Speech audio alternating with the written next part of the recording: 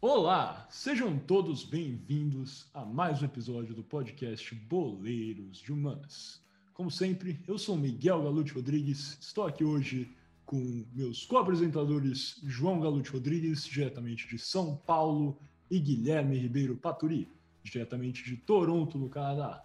Hoje também estamos com um convidado especial, o mesmo convidado especial que tivemos no 8º episódio do podcast Boleiros de Humanas, Juan Pérez Alfaro, diretamente de Montevideo, no Uruguai. Vamos primeiro ao Canadá. Gui, como é que você está nesse nosso 10º episódio do Boleiro? Muito bem, Miguel. Alô, pessoal. Alô, Juane, João. É um prazer enorme estar aqui mais uma vez e a todos vocês, ouvintes que nos escutam nesse mundo mundial. Um pouco mais triste hoje que o normal, pela morte do nosso Dom Diego, mas isso, Miguel, entra daqui a pouco. Isso mesmo, o Gui já está falando aí, abrindo sobre esse nosso 10º episódio. O tópico será, inevitavelmente, o mundo sentiu, o futebol sentiu e a política também sentiu, como vamos ver, a morte de Diego Armando Maradona, e estamos dedicando esse episódio a ele, como veremos adiante. Mas primeiro, antes de tudo, passando ao João, aqui o co-apresentador, diretamente de São Paulo. João, como é que você está nesse nosso 10º episódio? Fala Gui, fala Miguel, fala Rony, tudo bem? Boa tarde, bom dia e boa noite para o nosso ouvinte aí. Conforme o Gui falou, todos estamos muito tristes aqui hoje. Para quem gosta de futebol, esporte como um todo, o dia 25 de novembro foi um dia muito triste no mundo inteiro, não só na Argentina, né?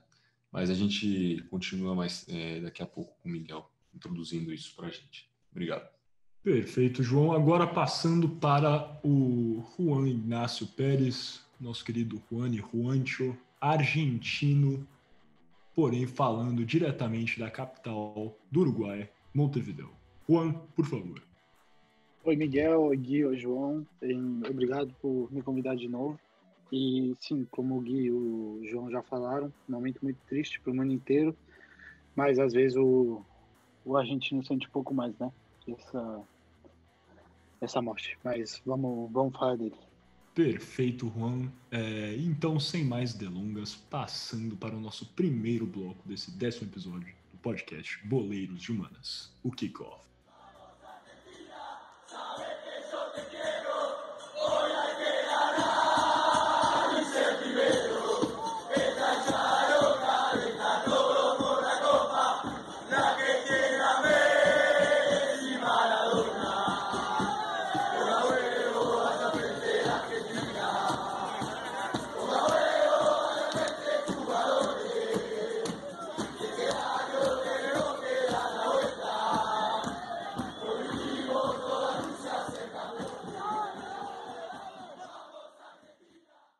Sejam bem-vindos, então, ao Kickoff, nosso primeiro bloco aqui do podcast Boleiros de Humanas. Antes de começar a falar, apresentar um pouco sobre a história do Diego Armando Maradona, relembrar aqui, eu acho que calhou, por mais seja trágico, com certeza que o Maradona morreu e a gente já está até falando sobre isso, mas às vezes a gente vê essas coincidências, e o Maradona morreu justamente entre o 9º e o 10º episódio do podcast Boleiros de Humanas. Então calhou que o episódio aqui em homenagem a ele está sendo o 10º episódio. Claro, a camisa que ele sempre honrou, portou. Eu estava conversando com o Gui sobre isso antes da gente começar essa gravação. Então até nisso a gente está prestando aqui a nossa homenagem ao Maradona. Não poderia ser de outro jeito. O 10º episódio, a camisa 10, pertence ao nosso querido e sempre lembrado, honrado, saudoso Maradona. Passando então aqui, nesse nosso primeiro bloco kickoff, a gente vai falar um pouquinho sobre a infância do Maradona. Alguns já devem saber que o Maradona tem origens bastante humildes. Ele nasceu na cidade de Lanús, na verdade, que é na província de Buenos Aires. Quando eu começar a entrar nessa parte geográfica, com certeza o Juan, que é de Buenos Aires, vai saber explicar melhor. Mas é importante entender qual era o contexto histórico e também social da Argentina na época, e como tudo isso auxiliou o Maradona a virar, de fato, esse grande ícone, não só do futebol, mas acho que do espectro político, social, de tudo, né? Não só da Argentina, da América Latina e também no mundo. Para quem já ouviu nosso podcast sobre a Copa de 1978, já sabem, já sai na frente aqui ao entender o contexto histórico da Argentina no momento. Eu não vou entrar nas minúcias, igual fizemos no episódio da Copa de 78, porque eu acho que ia ser meio que chover no molhado, bater na mesma tecla. Só que, como sempre, não tem como falar da política argentina e não mencionar o Juan Domingo Perón. Tava falando aqui com o Juan, né, o Juancho, antes da gente começar essa gravação, né, Juancho? E ele falou, Miguel não vai falar do Perón de novo, por favor. Mas não tem como não falar da política argentina sem mencionar a figura do Juan Domingo Perón. Então, entrando rapidamente aqui, para os que não conhecem, o Juan Domingo Perón foi uma figura política bastante... É um divisor de águas, né, na política argentina. Eu acho que quem, de novo, ouviu o podcast da Copa de 78 vai lembrar dessa comparação, que é feita a miúde por historiadores, sociólogos, economistas, quando comparam, né, as políticas de dois políticos entre o Perón na Argentina e o Getúlio Vargas no Brasil. Juan Domingo Perón surge por volta dos anos 40 na Argentina, no cenário pós-Segunda Guerra Mundial, e em uma época bastante conturbada da política argentina. Eu acho que o século XX, no geral, foi bastante conturbado para a Argentina, com uma série de golpes, e o Perón, inclusive, avança, né? Ele chega ao poder em um período que havia ocorrido um golpe, né, destes que marcaram o século XX na Argentina. Em 1943, esse golpe que destituiu o presidente Ramon Castillo, instituiu o Grupo de Oficiais Unidos, que era um grupo escuso do militar da Argentina, que governou até 1945. Lembrando que em 1930 já teria ocorrido, na verdade, havia ocorrido outro golpe, onde o famoso general José Félix Uriburu instaurou o regime que ficou conhecido depois como a década ínfame. Passando para isso, o Perón, né, nesse período, na década de 40, foi nomeado secretário do Trabalho e Segurança Social. Eu acho que aí que ele começou a angariar mais um pouco das suas políticas, né, porque tendo essa posição onde ele se aproximava dos trabalhadores, ele adquiriu um pouco dessa textura trabalhista. E as políticas de proteção aos trabalhadores foram marcantes na carreira de Perón. Perón, aqui entrando novamente, não vamos passar muito tempo nisso, mas ele criou tribunais trabalhistas na Argentina, criou hospitais específicos para trabalhadores da construção civil, como, por exemplo, trabalhadores de linhas férreas, que é um trabalho bastante perigoso, né? E o Perón foi um marco para ele criar esses hospitais específicos para os trabalhadores. Ele também estendeu as verbas rescisórias a todos os trabalhadores, outro direito, né, uma salvaguarda para os trabalhadores importante criada pelo Perón, além de extensão de benefícios de aposentadoria a todos os trabalhadores e a criação de escolas técnicas para o aperfeiçoamento dos trabalhadores.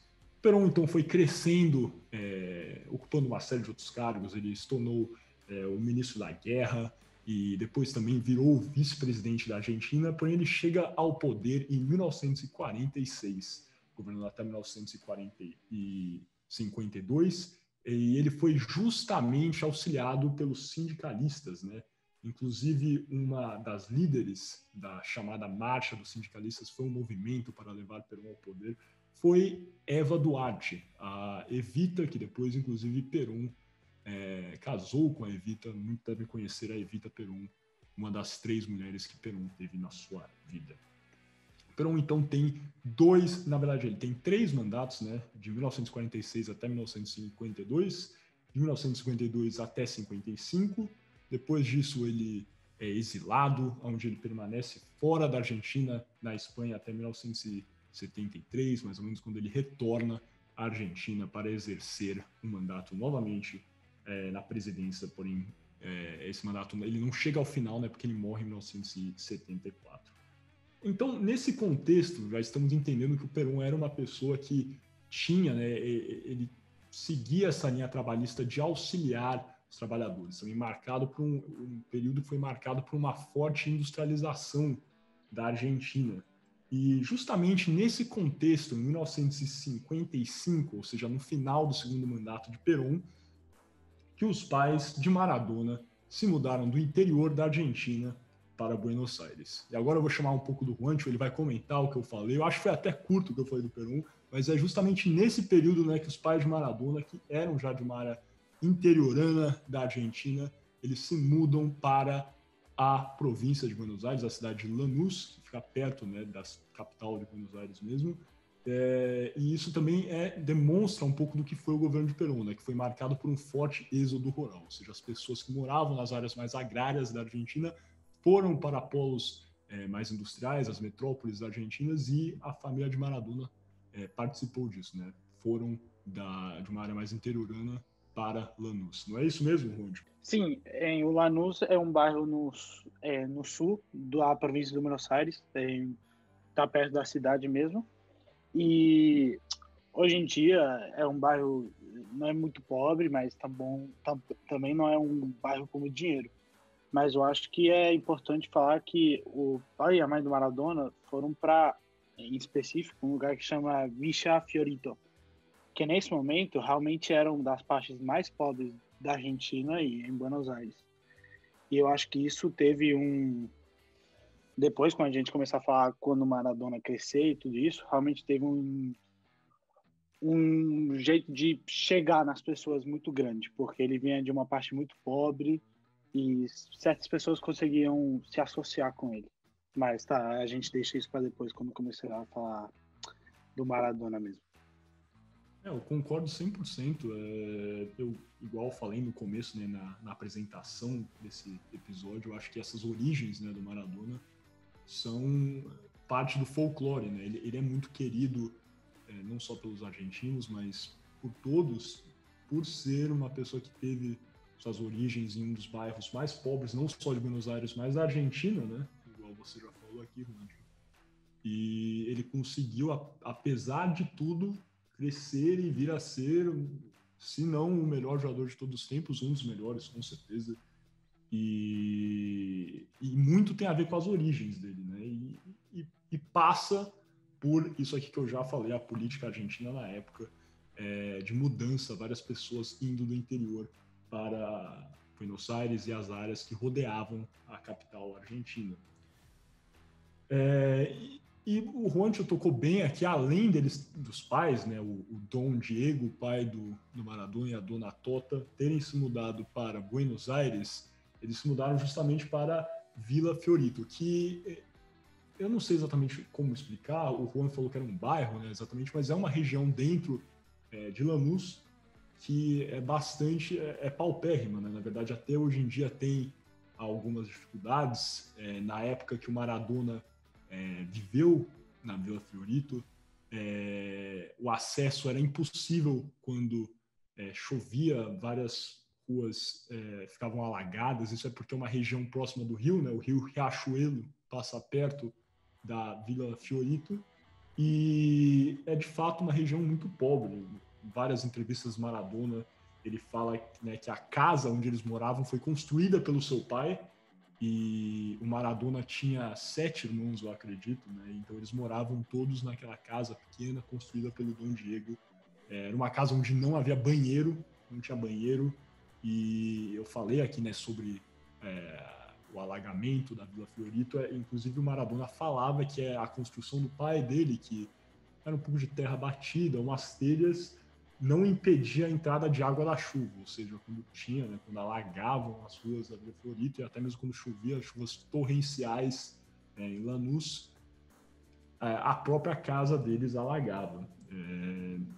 Porém, o Maradona, sendo humilde, também várias pessoas falam disso, ele era uma pessoa que era muito grata aos seus pais, né? Ele fala em entrevistas, já sempre falou que os pais se esforçavam ao máximo para nunca faltar comida para os filhos, que quando ele comia, ele tinha certeza que a sua mãe ou seu pai tinham ido dormir aquela noite sem comida para providenciar esses mantimentos aos seus filhos. Então demonstra de fato como o Maradona veio, né, de uma humildade, né, bastante grande, e como seus pais, né, fizeram de tudo para auxiliar o jovem Diego Armando Maradona. Nesse contexto, Maradona começou a jogar em algumas escolinhas de futebol, né, alguns times não juvenis, mas de crianças, né? Acho que vamos começar a falar um pouquinho mais sobre isso no próximo bloco, mas é importante tocar nisso, porque o Maradona, quando ele vira profissional aos 15, 16 anos, ele recebe como parte do contrato dele no Argentino Júnior, que foi o primeiro time do Maradona, a sua primeira residência com um banheiro na casa, né? O Maradona leva a família dele inteira, pai, mãe, para morar com ele nessa casa alugada pelo Argentino Júnior, nessa residência nova deles. E é a primeira vez que o Maradona mora em uma casa com banheiro, demonstrando a primeira vez que ele teve um banheiro na sua casa foi aos 15, 16 anos. O que só ajuda a levantar de novo tudo isso, essa dificuldade que o Maradona teve na sua infância. E ele saiu, né, justamente da Vila Fiorito para morar nessa casa em 1976. Né? O Maradona nasceu em 1960, 1976, primeira vez que o Maradona teve uma casa com um banheiro. E muito disso igual o Juancho falou aqui, o que motiva, né, esse amor tão grande dos argentinos e de todos, inclusive em especial, né, o argentino é muito querido por uma camada mais pobre da população argentina. E sobre isso, o argentino, Eduardo P. Arquette, tem a sua explicação, que no século XIX, né, existe uma grande influência bretã sobre a Argentina. Os ingleses estavam na Argentina, era uma presença forte não só no futebol, mas também em bancos, etc. Existiam vários negócios ingleses na Argentina. Isso levou, né, obviamente, à popularização do futebol também, e, por óbvio, no início do futebol argentino era semelhante ao futebol inglês. No entanto, o Arquette fala que conforme o futebol foi se moldando a América Latina e passando aos moldes argentinos, o que veio se popularizando não era, né, na verdade, o jogo como jogado na Inglaterra, com lançamentos longos, uma força brutal e uma disciplina técnica maior. O futebol latino combatia, né, esse clichê do jogo inglês, do esporte bretão. Era mais individualista, não era tão baseado numa disciplina tática total, ágil e habilidoso. E isso são todos, né, métodos que você pode utilizar para descrever o que foi esse jogo do Maradona. O Juancho vai poder falar melhor agora, eu vou chamar ele aqui. Juancho, o que exatamente é o termo PIB utilizado? É como se fosse uma gíria, né, para referenciar um moleque, seria o equivalente aqui no Brasil, não é mesmo? Eu ia usar essa palavra mesmo, moleque. É como falar, não sei, um garoto, um cara, uma criança que ainda não cresceu. Isso é um PIB. Justamente, né? E o Maradona, um dos apelidos nele, né, como El Diego, também era El Pibe de Ouro, né? Que era um moleque de ouro, que também tem uma referência a isso. Ele era um menino que saiu, né? Teve as suas origens na Vila Fiorito, mas também referencia até a sua própria estatura. Ele teve, né, 1,65 m de altura, sempre teve um físico mais troncudo, né? Não era exatamente um cara magro, né? Não era um cara também, olhando para os atletas hoje em dia, como por exemplo o Cristiano Ronaldo, e comparando com o físico do Maradona, por exemplo, há, né, uma grande diferença. E, no entanto, ele era habilidoso, individualista, e ainda mais com a sua origem pobre, o Arquette vai falar, demonstrava tudo que o futebol não deveria ser, né? O Maradona tinha tudo para dar errado, tudo para não ser um dos melhores jogadores da história. No entanto, ele conseguiu vencer e sobressair a todos esses desafios para se tornar, de fato, El Pibe de Ouro, ou seja, um moleque de ouro que ele se tornou. E tem uma história, né, famosíssima, eu não conhecia tanto, mas lendo, estudando para gravar esse episódio, eu fiquei sabendo dessa história que o Arquette, até, né, esse antropólogo argentino, escreve, né, no texto dele, que é sobre o Maradona ter caído em uma fossa quando ele era jovem e morava na Vila Fiorito. O Maradona, não se sabe exatamente a idade, mas ele teria caído em uma fossa cheia de excrementos humanos e ele quase se afogou nessa fossa, sendo salvo pelo seu tio. E o Arquette conta, né, esse antropólogo, que isso é muito usado como uma metáfora para a ascensão do Maradona. Ele tinha tudo para ser mais um menino pobre da Vila Fiorito que não teria saído de fato, para usar os termos claros aqui, da merda, porém ele conseguiu ascender e virou tudo, né, que reverenciamos e todos continuarão a reverenciar para sempre. Conhecer essa história também, Juancho? Ela de fato é tão folclórica igual o antropólogo Arquette contou, ou ela não é tão conhecida assim? Eu não tinha nem ideia dessa história. Eu não tinha escutado essa história também, não. Pra falar a verdade. Mas é uma metáfora, né? Eu diria. Né? É uma metáfora, sim. Que ele sai dos escombros, como se disse aqui. Justamente. E eu não sei, agora eu acho que é muito disso. Essas origens eu achava necessário a gente falar um pouquinho, ainda mais para entender por que o Maradona é tão amado. Mas se vocês tiverem alguma coisa para adicionar, a Gui também ficou muito quieto nesse primeiro bloco. Se vocês tiverem qualquer coisa a falar, por favor, agora é a hora, senão passando já para o segundo bloco do podcast. Nada adicionado. Vamos continuar aí, vamos pro próximo bloco. Beleza, então passando para o segundo bloco do podcast Boleiros de Humanas, o Toco e Me Voe.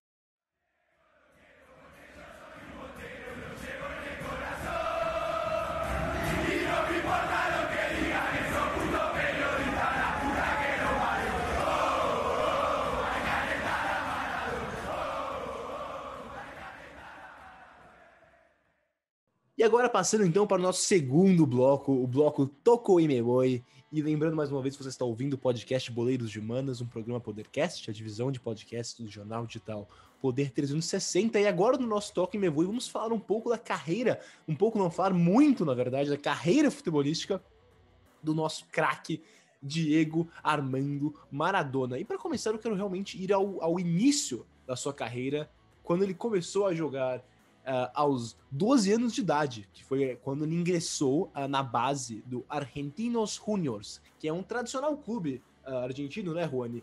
Do bairro portenho de La Paternal, que, se eu não estou enganado, fica no leste da cidade de Buenos Aires. Tô errado, Juani? Não, tá certo. É ótimo. Tô bem na minha geografia bonaerense, hein?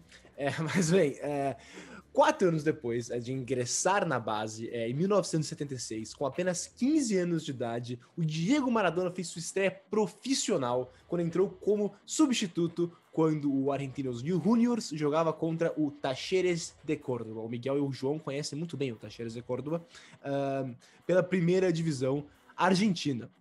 E apesar de ter jogado bem, até aplicando uma caneta na sua estreia, o argentino saiu derrotado do campo por 1-0.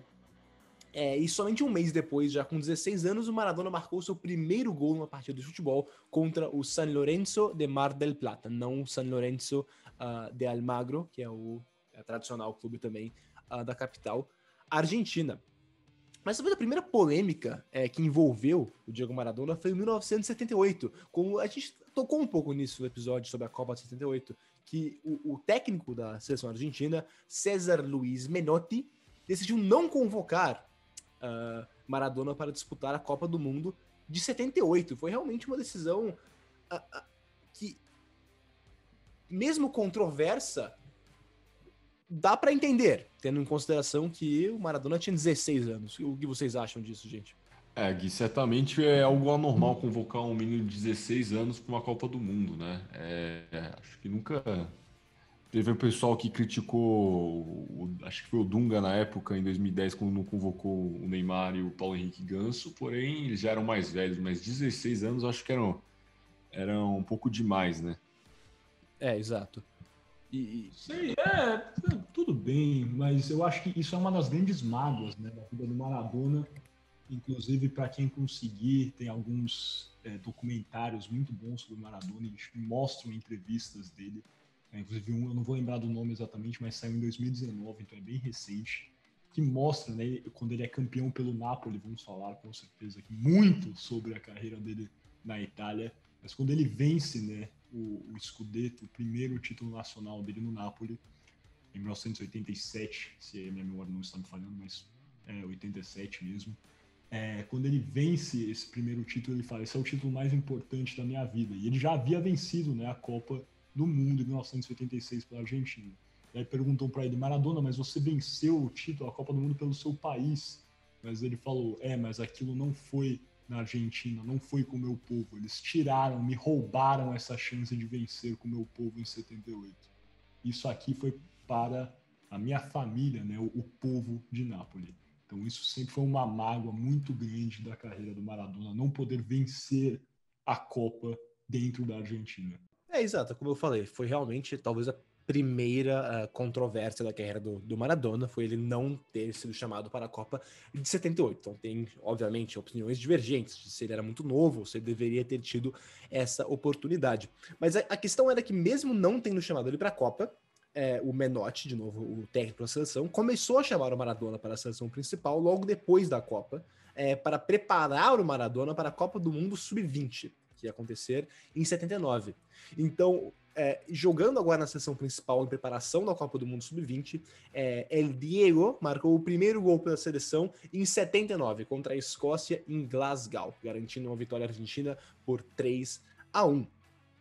Então, em agosto de 79, como eu ia dizendo, começou a Copa do Mundo Sub-20, sediada no Japão. E nesse torneio, o Maradona jogou muito bem, forçando milhares de argentinos a acordarem bem cedo devido ao fuso horário para assistir à seleção juvenil. E no fim, a Argentina se sagrou campeã numa final contra a União Soviética, com um gol do Maradona e uma vitória por 3-1.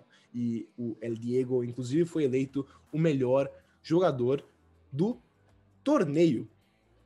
E depois desse grande sucesso da seleção juvenil na Copa do Mundo Sub-20, o Maradona foi massacrado com propostas para deixar o Argentinos. O River Plate, inclusive, chegou a fazer uma proposta que faria o Maradona o jogador mais bem pago da equipe missionária. Mas o Pibe de Ouro decidiu que queria jogar pelo grande rival do River Plate, o Boca Juniors.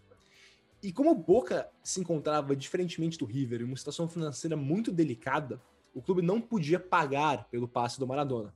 Então, em 81, o Maradona se transferiu por empréstimo à equipe Reneice, com o Boca tendo opção de compra ao final desse empréstimo. Algo que é muito comum no futebol atualmente. Eu até fiquei surpreso que isso acontecia nessa época. E a estreia de Maradona pelo Boca foi boa, né, João? Ele jogou bem, também contra o Tacheres, não foi? O Tajeres, que você bem falou, eu e Miguel conhecemos muito bem, né, Gui? Mas, voltando à estreia de Maradona, foi boa. Ironicamente, foi contra o Tajeres e foi excelente. Marcou 2 gols e foi essencial para garantir aquela vitória de 4-1. Mais para frente, o primeiro superclássico, derby disputado, né, entre River e Boca, claro, de Maradona, foi sensacional. O craque argentino na Bombonera venceu o River por 3-0, contando com um golaço dele.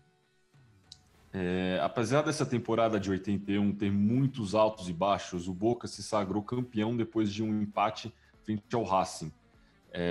Esse seria o único título de Maradona no futebol argentino. Se eu não me engano, acho que o Maradona jogou menos de 60 jogos pelo Boca Juniors. Foi uma passagem bem rápida. Um ano mais tarde, Maradona foi convocado para disputar a Copa do Mundo de 82 na Espanha.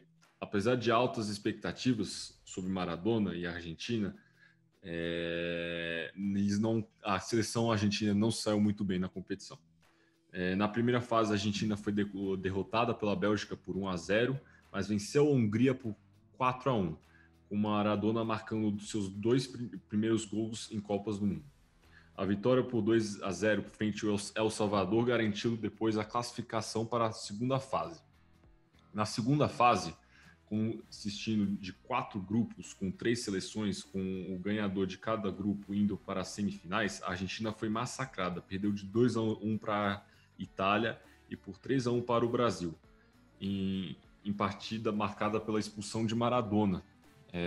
Assim, a Argentina foi eliminada e se despediu da Copa antes das fases finais. Uma grande decepção para a nação argentina. Logo depois desse grande fracasso em 82, Maradona foi comprado pelo Barcelona por um valor recorde na época. Hoje, nossos ouvintes devem conhecer os valores praticados do futebol. Naquela época, 5 milhões de libras era o valor recorde. Maradona foi comprado pelas 5 milhões de libras. E apesar de, novamente, ele se transferir e gerar muita expectativa dos torcedores, a passagem de Maradona na equipe espanhola não foi das melhores, sendo marcada por lesões e controvérsias.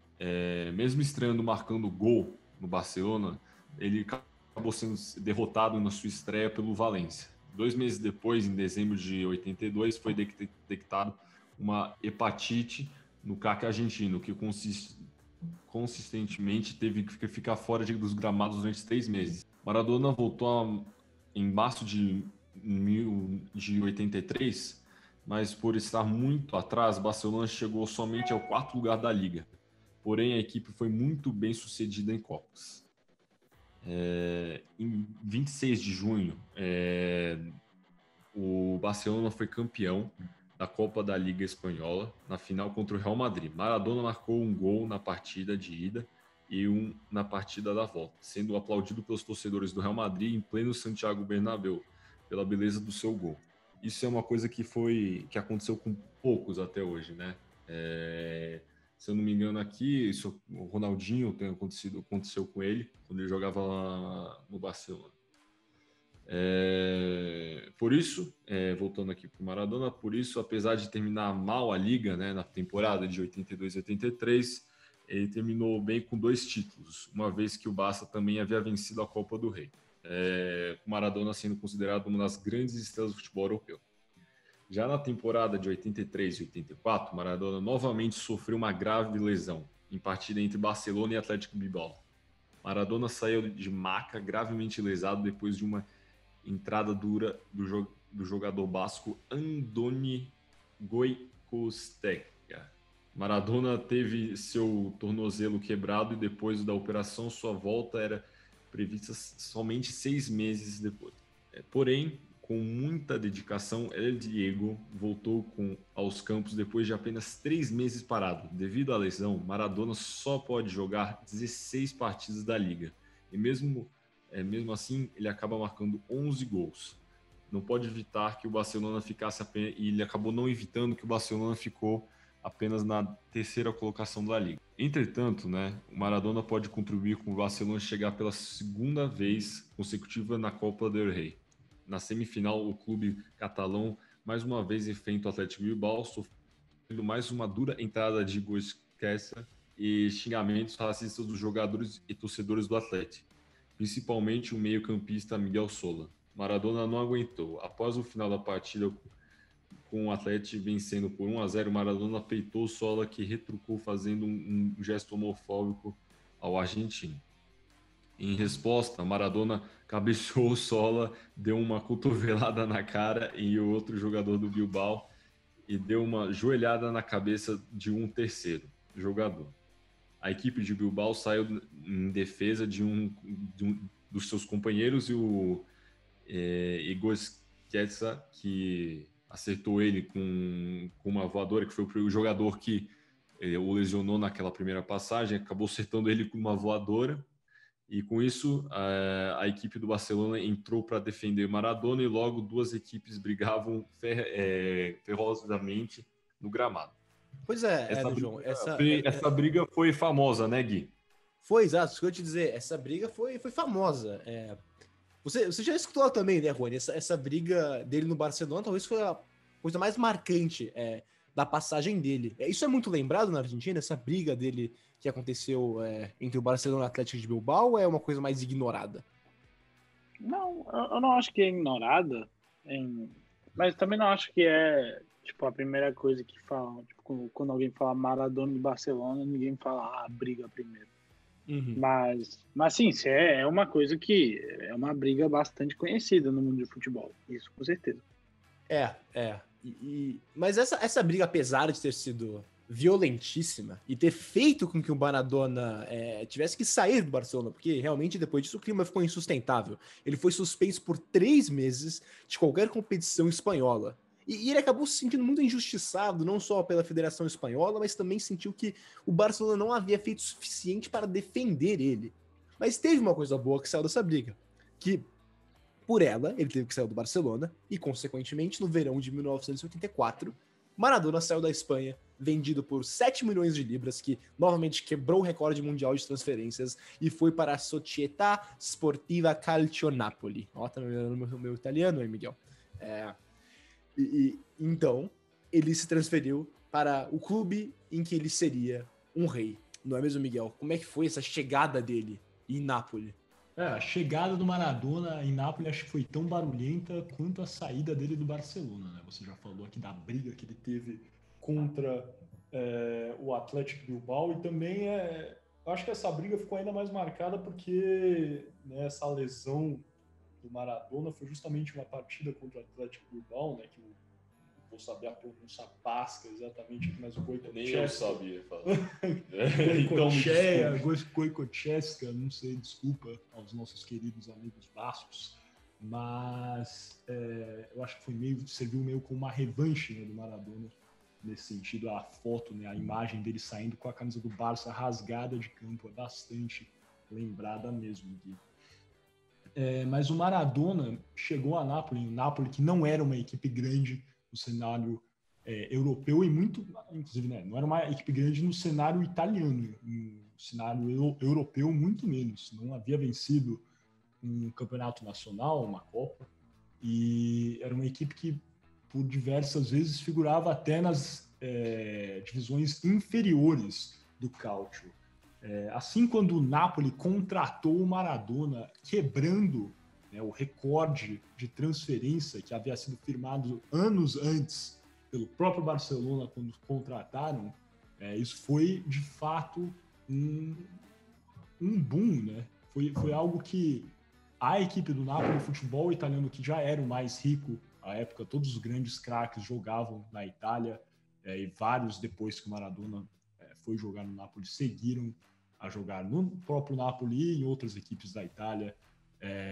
Mas isso foi, de fato, algo que foi muito importante para a cidade de Nápoles. Para vocês que conhecem um pouco da política italiana, na verdade, da vida italiana em si, o sul da Itália, isso inclui também a província, né, a região da Campanha, que tem como Nápoles a sua capital, é bastante criticada, vamos dizer assim, mas tem uma rivalidade muito forte com as regiões do centro e principalmente do norte, né, onde tem as equipes mais poderosas na região do Piemonte, quando na época já havia a Juventus era sempre forte, o Torino na época também era muito forte, o Milan e a Internazionale da Lombardia, né, de Milão, também eram bastante poderosos na época. E a equipe do Napoli do Sul não era forte. E essa rivalidade norte e sul também era bastante presente no futebol, mas o Napoli nunca figurava entre os melhores times, então não fazia tanta diferença assim. Mas sempre, sempre, sempre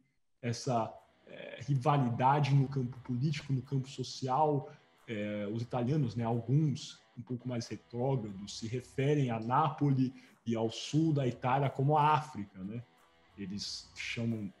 Vou tocar um pouquinho mais disso no próximo bloco, mas falam que Nápoles é uma cidade bastante perigosa, cheia de ladrões, e de fato há um enorme preconceito, né, por uma parte dos italianos do norte contra os napolitanos e os italianos do sul. Então, assim, quando o Diego Armando Maradona, muito provavelmente o melhor jogador do mundo à época, foi contratado pelo Napoli, isso foi algo gritante, igual o Gui falou aqui.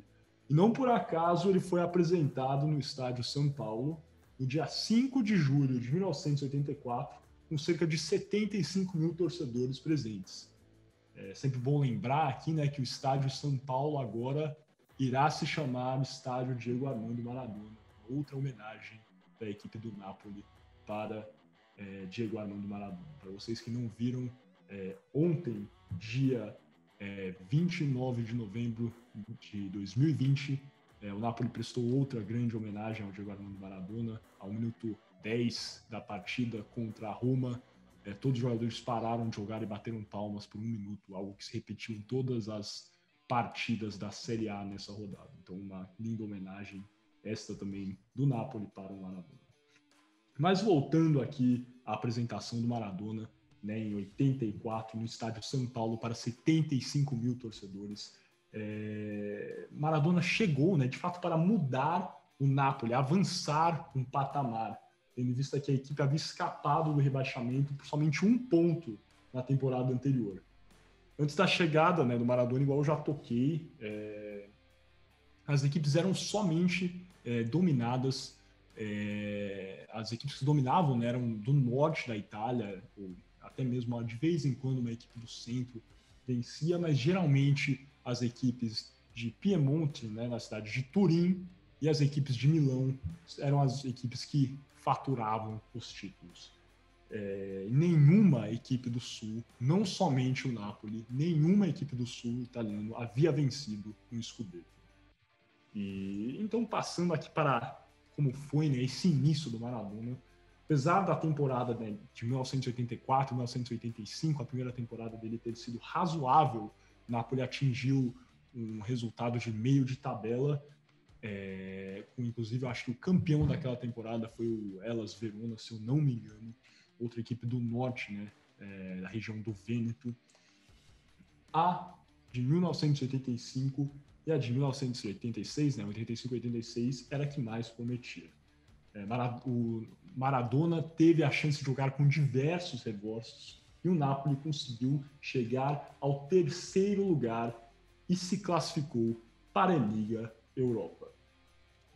Agora a gente vai fazer uma side aqui, né, Gui, antes da gente continuar sobre a carreira dele do Napoli. Vamos falar um pouquinho da Copa de 86, né, para basear nessa exploração da carreira dele uma ordem cronológica. Depois vamos voltar a entender como o Maradona de fato se tornou o rei de Nápoles, né? Mas primeiro a gente tem que entender o que foi essa vitória no México em 86 e depois Maradona irá retornar à Itália e de fato irá ser coroado como o rei de Nápoles com diversos títulos. Gui, conte um pouco sobre a Copa do México. Exatamente, agora eu queria entrar aqui um pouco na Copa de 86, a Copa do México. Eu queria fazer essa parte com o Juan, eu queria também ouvir muito o que ele tem para dizer sobre isso, porque depois do fracasso de 82, a seleção argentina passou por, obviamente, diversas mudanças. E a principal delas foi que Carlos Salvador Bilardo substituiu o técnico César Menotti, que era o técnico campeão do mundo em 78, mas também o técnico que protagonizou o fracasso de 82.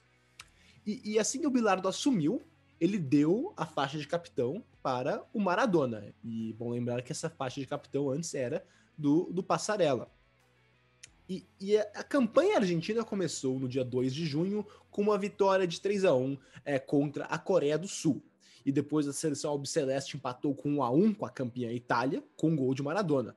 E venceu a última partida da fase de grupos contra a Bulgária por 2-0, assim garantindo a classificação em primeiro lugar no grupo para a Argentina. E é bom ressaltar também que essa foi a primeira Copa do Mundo num formato que a gente está acostumado hoje. Não tivemos aquilo que aconteceu na Copa de 78, na Copa de 82, de ter 2 fases de grupos, digamos assim. Agora não, tivemos uma fase de grupos e depois oitavas, quartas, semis e a final.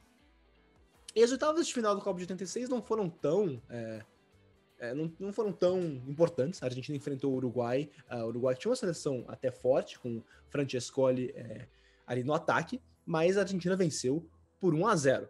Mas agora que chegamos aqui nas quartas de final, entre a Argentina e a Inglaterra, que seria um dos maiores jogos da história das Copas. Mas eu queria entender primeiro, Rony, se você pudesse me explicar qual a importância desse jogo? Ele tem uma importância gigantesca, antes de eu entrar em como foi o jogo. Sim. Primeiro eu quero falar das mudanças que você falou, e agora eu acho que eu vou estar falando mais com as palavras do meu pai que as minhas, né? Porque ele conseguiu assistir tudo isso. No momento que o Menotti entra e ele dá a cinta de capitão para o Maradona, foi uma coisa muito forte para as pessoas que assistiam futebol, porque Passarella era o capitão que saiu campeão com a Argentina, sabe? Mas eu acho que isso foi uma coisa muito importante para a carreira do Maradona, porque ele nunca antes era visto muito como líder.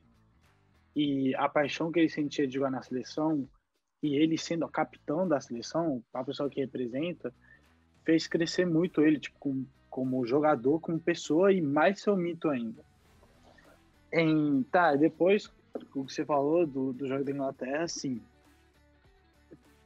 É muito lembrado esse jogo por todo o contexto histórico que tem atrás. Que faz 2 anos, a Argentina estava brigando contra a Inglaterra na Guerra das Malvinas. E foi uma coisa muito forte que foi tipo uma revanche para a Argentina, sabe? Que a gente não ia ganhar essa guerra, que muitos jovens morreram. Para a Argentina, a seleção de futebol, a coisa mais importante, o esporte mais importante, ganhar da Inglaterra era uma coisa, tipo, tá, a gente ganhou de vocês no futebol, sabe? E pronto.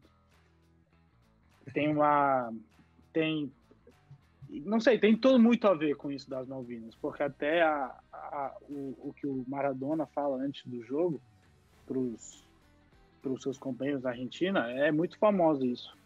Pode pesquisar vídeo e tudo. Tem vídeos dele falando, tipo, a gente tem que ganhar esse jogo porque mataram seus irmãos, mataram seus amigos, mataram seus conhecidos. Foi assim como se fala, a conversa antes do jogo. Então, realmente, toda a Argentina e mais os 11 que jogaram entraram com uma vontade de ganhar. E depois, a parte de tudo isso, vem o gol que dá o nome de Deus para ele, basicamente, com a mão. E se isso não for suficiente, vem um dos melhores gols da história do futebol. E nada, é isso. E você pode falar com qualquer pessoa dessa geração argentina. Como eu falei com meu pai ontem, todos esses dias, depois da morte, é o jogo que mais representa o Maradona, é o jogo que mais representa a Argentina e é o melhor jogo que as pessoas viram ele jogar. Só isso, né? É o jogo que definiu o Deus Diego Armando Maradona. Eu queria entrar rapidinho, Rony, você já descreveu muito bem, mas eu queria só fazer uma rápida... Explicar rapidamente como foi o jogo. E como você falou muito bem, esse jogo foi realmente... A Argentina entrou em campo com a cabeça que não era um jogo, era uma guerra. E a Argentina foi um jogo extremamente disputado. E aos 51 minutos do segundo tempo, obviamente, o Maradona abriu o placar, como você estava falando, Juani, com a famosa mão de Deus. Quando em disputa com o goleiro inglês Peter Shilton, o Maradona tocou na bola com seu punho esquerdo e a mandou em direção do gol. E depois do jogo, perguntaram para ele se ele teria encostado a mão na bola, o Maradona respondeu... No la toqué, foi la mano de Dios. Ou em português, eu não a toquei, foi a mão de Deus. E por isso não só o nome é de a mão de Deus para o nome do gol, mas como o Rony falou, porque ele tem esse apelido de Dios. E o segundo gol também, como o Rony falou, foi ainda mais incrível. Porque somente 4 minutos depois, Maradona partiu do campo de defesa, driblou 6 jogadores ingleses e marcou um golaço, eleito inclusive em 2002 como o gol mais bonito da história das Copas. Mas muito melhor que eu, aqui a voz do narrador argentino Víctor Hugo Morales descrevendo o gol del siglo. Ahí lo tiene Maradona, lo marcan dos, pisa la pelota Maradona, arranca por la derecha el genio del fútbol mundial, y es el tercero a tocar para Borruchaga siempre Maradona, genio,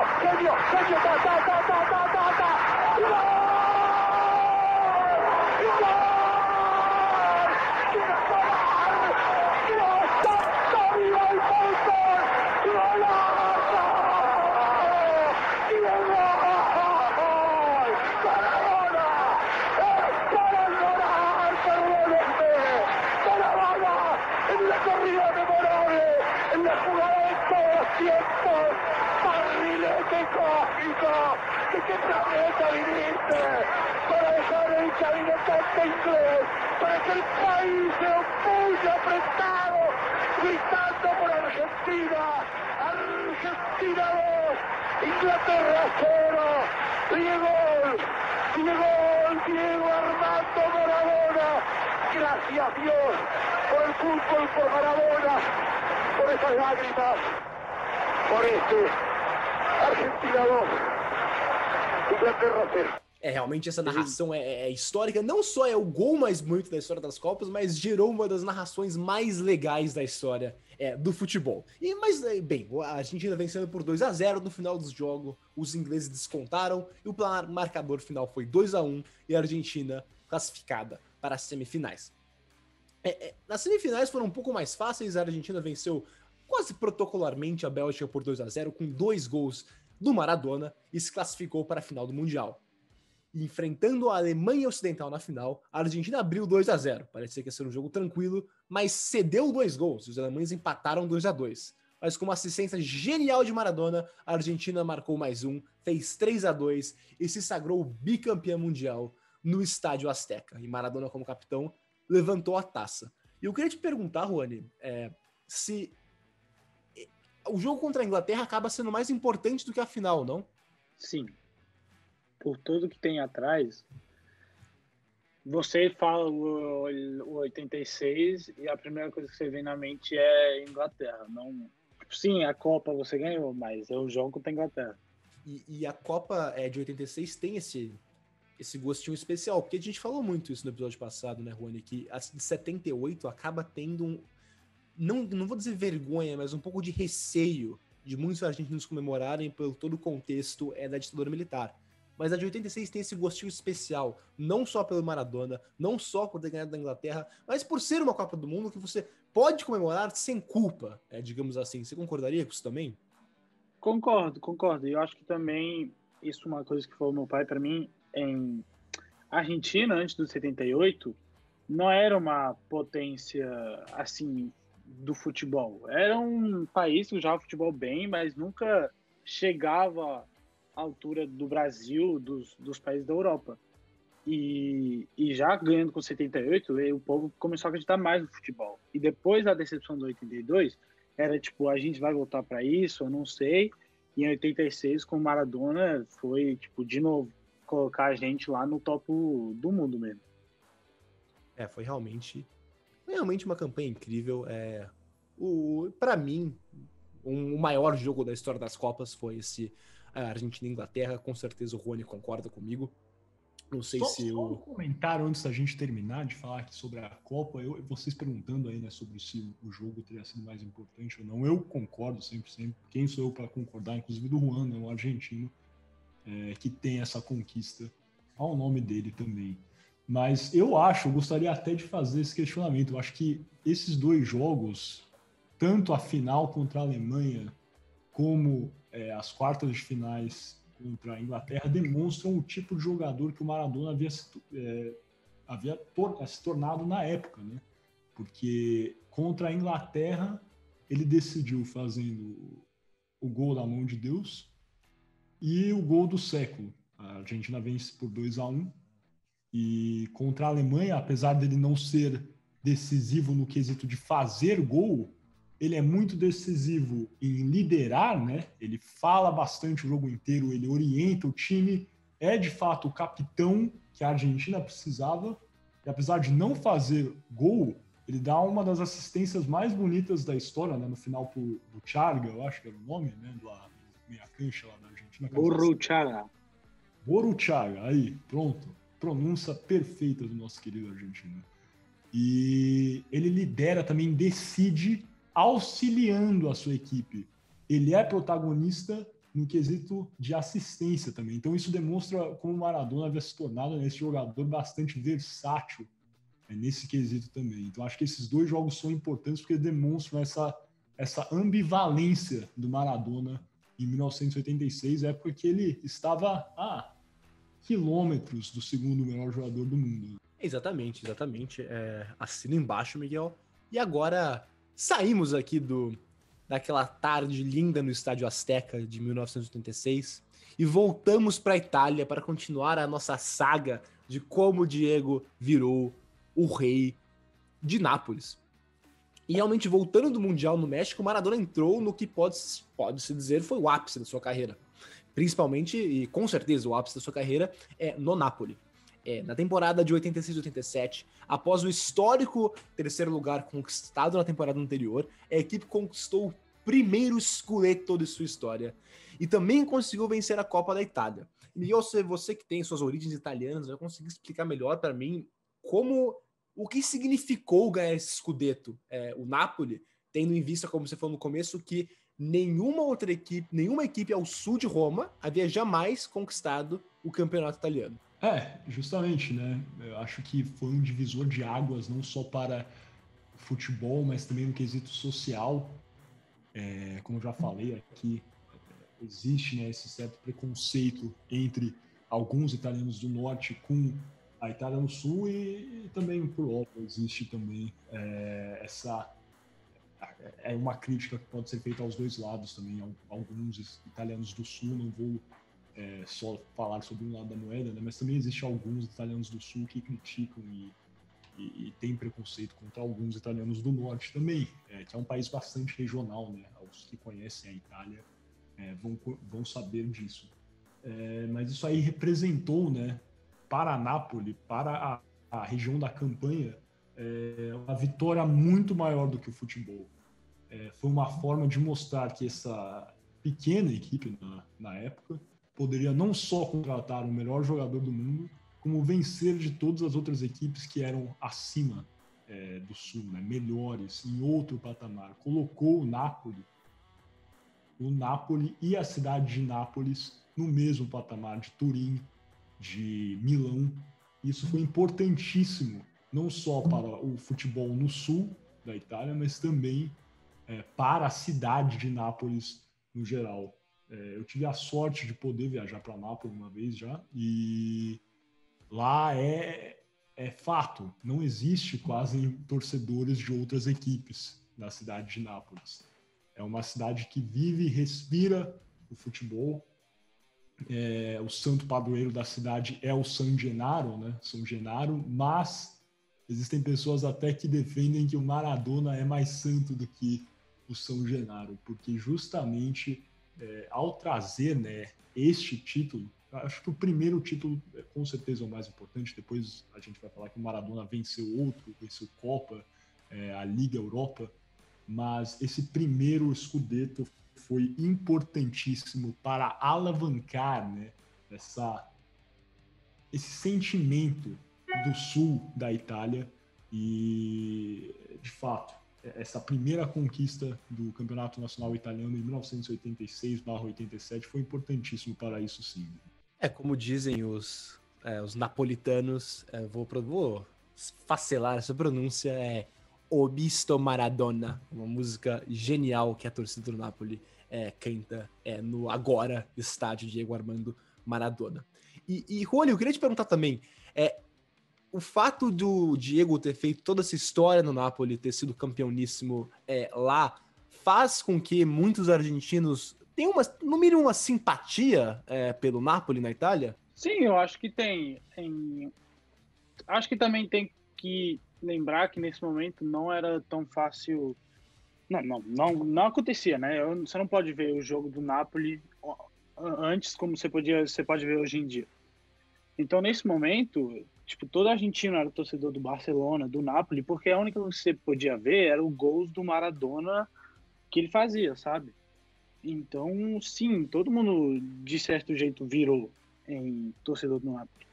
E também pegaram um pouco de carinho, um pouco de com o Napoli por causa das semelhanças, eu acho, que da vida do Maradona e o que era o Napoli, né? Os duas pessoas, uma pessoa pobre que estava num lugar muito pobre, o Napoli o mais considerado a cidade mais pobre da Itália no momento, e como uma pessoa conseguiu levar um país e uma cidade para cima, né? E eu acho que por causa disso também gerou muito carinho entre a gente e essa semelhança um pouco que o Maradona fez com a Argentina e que o Maradona fez com o Napoli. Eu eu imaginaria que realmente os torcedores, os amantes da seleção albiceleste, principalmente, tem esse carinho pelo Napoli. Mas então, voltando aqui para a carreira do Maradona em Nápoles, na temporada seguinte, então estamos agora na temporada 88, 89, o brasileiro careca, ídolo do São Paulo, chegou ao Napoli e formou o trio de ataque conhecido como Magica, ou seja, Ma de Maradona, G do atacante Bruno Giordano e K do Careca. E nessa temporada o Napoli chegou em segundo lugar, com Maradona levando a artilharia da competição com 15 gols. E a próxima temporada foi ainda melhor para o Maradona em si e para o Napoli, claro. Mesmo tendo chegado só em segundo na Liga, o Napoli venceu a Liga Europa com um gol de Maradona de pênalti na final e conquistando então o primeiro e, se não me engano, único título internacional napolitano. E na temporada subsequente, agora em 89-90, o Napoli conseguiu o seu segundo Scudetto, numa campanha que contou com 16 gols de Dom Diego. Então, eu não vou ficar aqui me repetindo, mas como o Miguel falou, a chegada do Maradona, o Rony também falou isso, a chegada do Maradona em Nápoles revolucionou o clube e a cidade. Um clube que nunca havia ganhado sequer título italiano, agora tinha 2 Scudetti e uma Liga Europa. Então, dispensa comentários o que o Maradona fez em Nápoles. Algum outro comentário, vocês, sobre a história do Maradona em Nápoles, algo assim, antes de eu partir para a ida dele, a saída dele do clube? Nada a declarar, vamos agora partir então para o que ocorreu depois, né, desse período vitorioso do Maradona em Nápoles. Sim, então depois de ser o rei de Nápoles, de trazer diversas conquistas para o clube, o final da passagem do Dieguito em Nápoles não acabou da maneira mais bonita de todas, porque ele, num teste de drogas, ele foi pego, flagrado pela Federação Italiana, de estar sob a influência, ou não estar sob a influência, mas ter cocaína no seu corpo. E isso criou um mal-estar entre o clube e o jogador, e acabou que o Maradona primeiro ele foi punido por 15 meses de não poder jogar pela Federação Italiana, e depois de cumprir essa suspensão, o Maradona deixou a equipe do Nápoles em 1992. Justamente, então, mesmo tendo interesse do Real Madrid, até do Olympique de Marseille, ele resolveu ir jogar no Sevilha. Então, ele chegou ao Sevilha em 1992, que ficou lá só por uma temporada. Mas é importante ressaltar também, né, Juan? Não sei se você quer falar sobre isso. Teve nesse meio tempo, entre a saída conturbada do Napoli e a chegada no Sevilha, tivemos a Copa de 90. Você quer falar um pouco da Copa de 90? Sim. Eu queria falar duas coisas assim bem importantes. Uma era que nesse momento, né, o Maradona já estava numa relação meio ruim com o Napoli, e para ele ir na seleção realmente era uma coisa que ele esperava. Ele gostava muito de jogar pela seleção argentina. E mais nesse time, né, que em 86 a gente saiu campeão e todo mundo sentia, até a própria seleção, que eram imbatíveis, né? E todo mundo achava e queria que no ano 90 a gente podia ser bicampeão. Obviamente, como todo mundo sabe, acabou não acontecendo, né? Mas eu acho que também aconteceu uma coisa muito forte que foi no jogo, né? Da Itália contra a Argentina. Que foi, acho que foi quando acabou a relação entre o povo italiano, tirando do Nápoles, com o Maradona. O famoso jogo que Maradona ganha sozinho, basicamente, e todo o povo italiano começa a odiar ele, porque ele coloca as pessoas de Nápoles contra a Itália mesmo.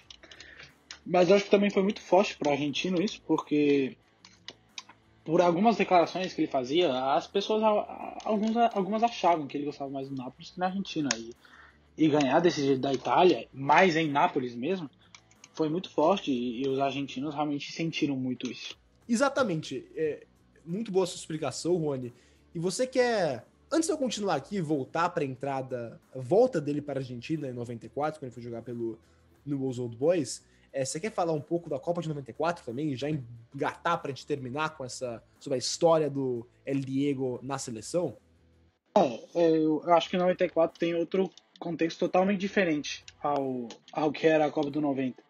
A Argentina vinha de sair segundo, a Argentina tinha muita expectativa, mas o Maradona não estava no seu melhor momento. Mas ele, para a Copa de 94, a gente tinha um time muito bom e ele começou a treinar muito para essa Copa. O foco dele sempre era essa Copa. E todo mundo viu isso. Todo argentino sentia isso e sabia que ele estava trabalhando muito forte para essa Copa. E todo mundo sabe o que aconteceu, né? Que tiraram ele do campo. E para o argentino foi muito forte isso. Foi realmente uma decepção, mas nem com a seleção, nem nada disso. Foi uma decepção porque foi uma decepção com ele mesmo. Porque tinham visto que ele estava tentando, ele estava trabalhando muito para jogar bem essa Copa. E quando aconteceu isso, o argentino, de certo jeito, ficou muito bravo com ele. Porque nada, todo mundo estava com uma expectativa muito alta e ele era o cara. Sem ele a gente não ia ganhar e a gente não ganhou.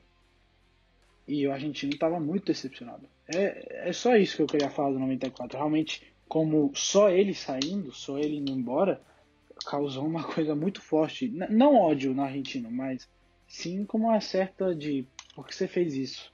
E foi muito forte para ele sair dessa. Muito bem, muito bem. Bela explicação, Rony.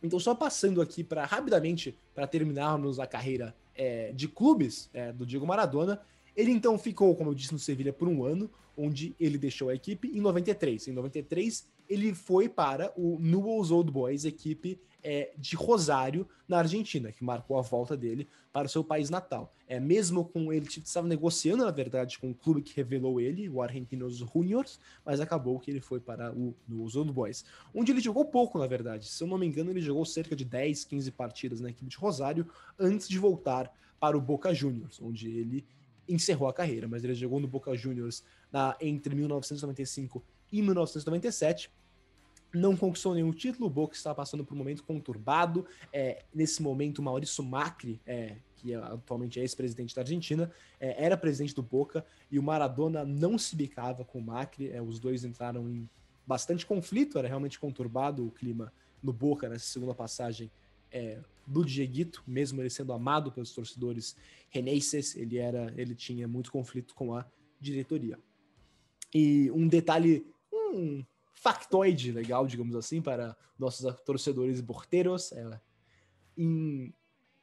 na última, o Diego Maradona jogou com o ídolo mais recente do Boca, o Juan Román Riquelme. Eles jogaram juntos em 1997, salvo engano, que foi a primeira temporada profissional do Riquelme e a última temporada do Diego Maradona, que se aposentou justamente em 1997. E é isso. Com isso, concluímos essa saga, a história futebolística do Diego Maradona. E vamos agora falar um pouco da vida pessoal dele, da vida pós-cancha. Mas antes, algo a declarar, João, Miguel, Ruani. Só fazendo um último aside aqui, né? Nessa semana, foi uma semana onde tiveram vários programas, né, esportivos, jornalísticos, tudo cobrindo, né, a morte do Diego Armando Maradona, falando várias declarações e assistindo um programa esportivo. Eu vi uma declaração sobre a participação do Maradona na Copa de 90 na Itália, e onde a Argentina foi longe, foi bem, né? Perdeu a final para a Alemanha Ocidental, uma partida que foi bem próxima. E eu acho que, acima de tudo, essa declaração demonstra como o Maradona era de fato um líder. Foi dada, eu não lembro exatamente o programa esportivo que foi, mas falava que essa foi a Copa, inclusive, onde a Argentina acabou por eliminar o Brasil, né? Aos que lembram daquele cântico argentino, Brasil, decime que se siente, quando eles falam que os brasileiros ainda choram por causa da Itália, que a gente lembra da Itália, justamente uma menção a essa Copa de 1990 na Itália, onde a Argentina acabou por eliminar o Brasil com um gol de Canidia. E em uma declaração as pessoas falam que o Maradona estaria lá no ônibus com os jogadores argentinos, e próximo estava o ônibus da delegação brasileira, né? Ou seja, a Argentina estava lá, vários jogadores comemorando, etc. E o Maradona pediu para que todos ficassem calados em sinal de respeito, que não zombassem dos brasileiros, apesar de serem rivais, né? Argentina e Brasil, quiçá a maior rivalidade no campo das seleções no futebol. E Maradona pediu que os jogadores demonstrassem respeito, acima de tudo, aos brasileiros. Isso acho que demonstrava, né, toda essa humildade ainda que o Maradona carregava, sempre carregou. Ele teve lá suas polêmicas, o Juancho já tocou bem nisso, já teve também a sua série de declarações polêmicas, também já jogou lenha na fogueira nessa rivalidade Brasil e Alemanha, Argentina, mas a verdade é que o Maradona adorava o Brasil, já veio por diversas vezes ao Brasil jogar em amistosos, depois de se aposentar também, adorava o carnaval. Então eu acho que demonstra, né, também o motivo pelo qual o Maradona é tão querido por todos e até mesmo os brasileiros. Muito bem, com isso então vamos passar para o nosso terceiro e último bloco dessa primeira parte do podcast Boleiros de Humanas, o arremate.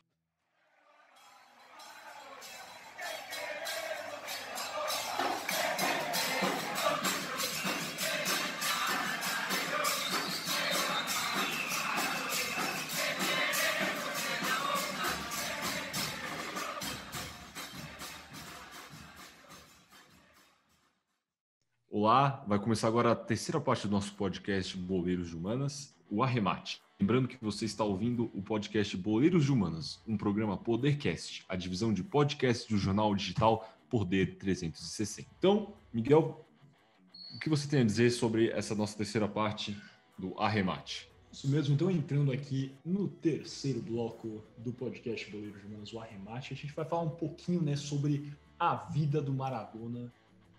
O Gui colocou o nome aqui pós-cancha, né, depois dele se aposentar, mas também eu vou falar até antes disso, vou focar mais, né, vamos focar no extracampo do Maradona.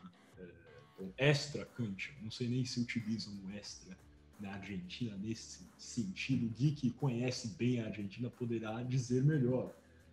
Mas a gente vai dedicar esse bloco aqui justamente para analisar tudo que o Maradona fez no campo político, social. Maradona, que já falamos aqui, não levava nenhum desaforo para casa, era sempre presente, né, vocal. Fizemos um episódio já sobre o Muhammad Ali, dedicamos esse episódio à carreira dele. E com certeza, se o Maradona não tivesse morrido semana passada, teríamos um episódio sobre o Maradona também, porque o Maradona sempre foi presente. Discorde dos pontos de vista políticos dele, da ideologia que ele defendia.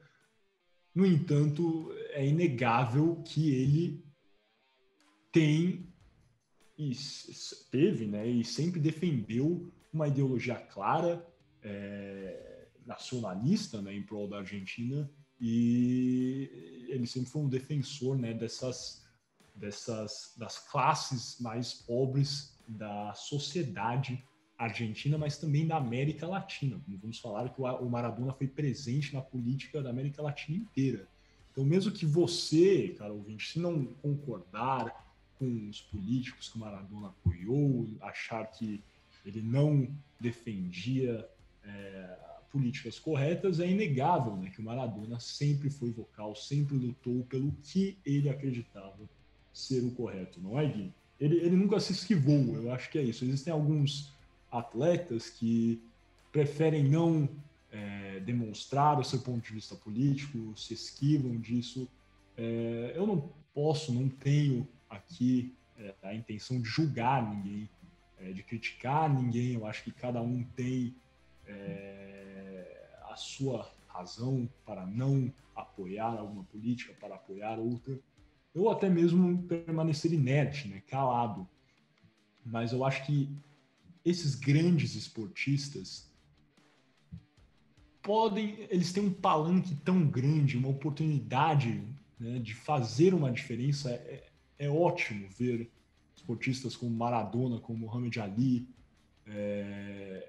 Esses eu acho que estão no topo, né, que estão tentando fazer uma diferença. Até certo ponto o LeBron James também está tentando, né, hoje em dia nos Estados Unidos, fazer essa diferença. Também no campo da política, no campo social, isso é algo que é muito importante, algo que inegavelmente o Maradona sempre tentou, quando outros não vão atrás, né, nesse quesito. Gui, o que você tem a dizer sobre isso? Eu concordo. Eu acompanho muitos jornalistas no Brasil que falam isso várias vezes. O Mauro César Pereira, jornalista do Grupo ESPN, fala isso muito, que os jogadores brasileiros em geral, e jogadores nem só brasileiros, jogadores de futebol em geral, não se manifestam.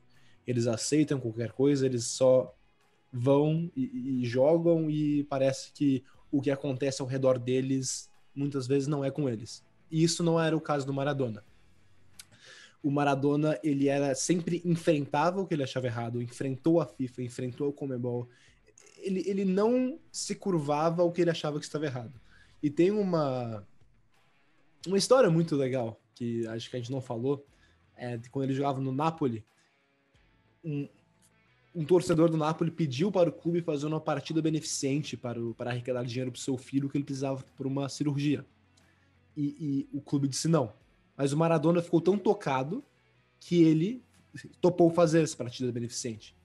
Mesmo com o Napoli e a FIFA, não, acho que foi a UEFA, desculpa, menos com o Napoli e a UEFA proibindo ele de fazer, ele ignorou completamente e jogou num campo de um bairro pobre de Nápoles para arrecadar fundos para a cirurgia desse menino. Então isso mostra como o Maradona, ele realmente, quando ele achava que algo estava certo, ele ia lá e fazia, e pouco importava o que a FIFA, o UEFA, até o clube que ele jogava achava disso.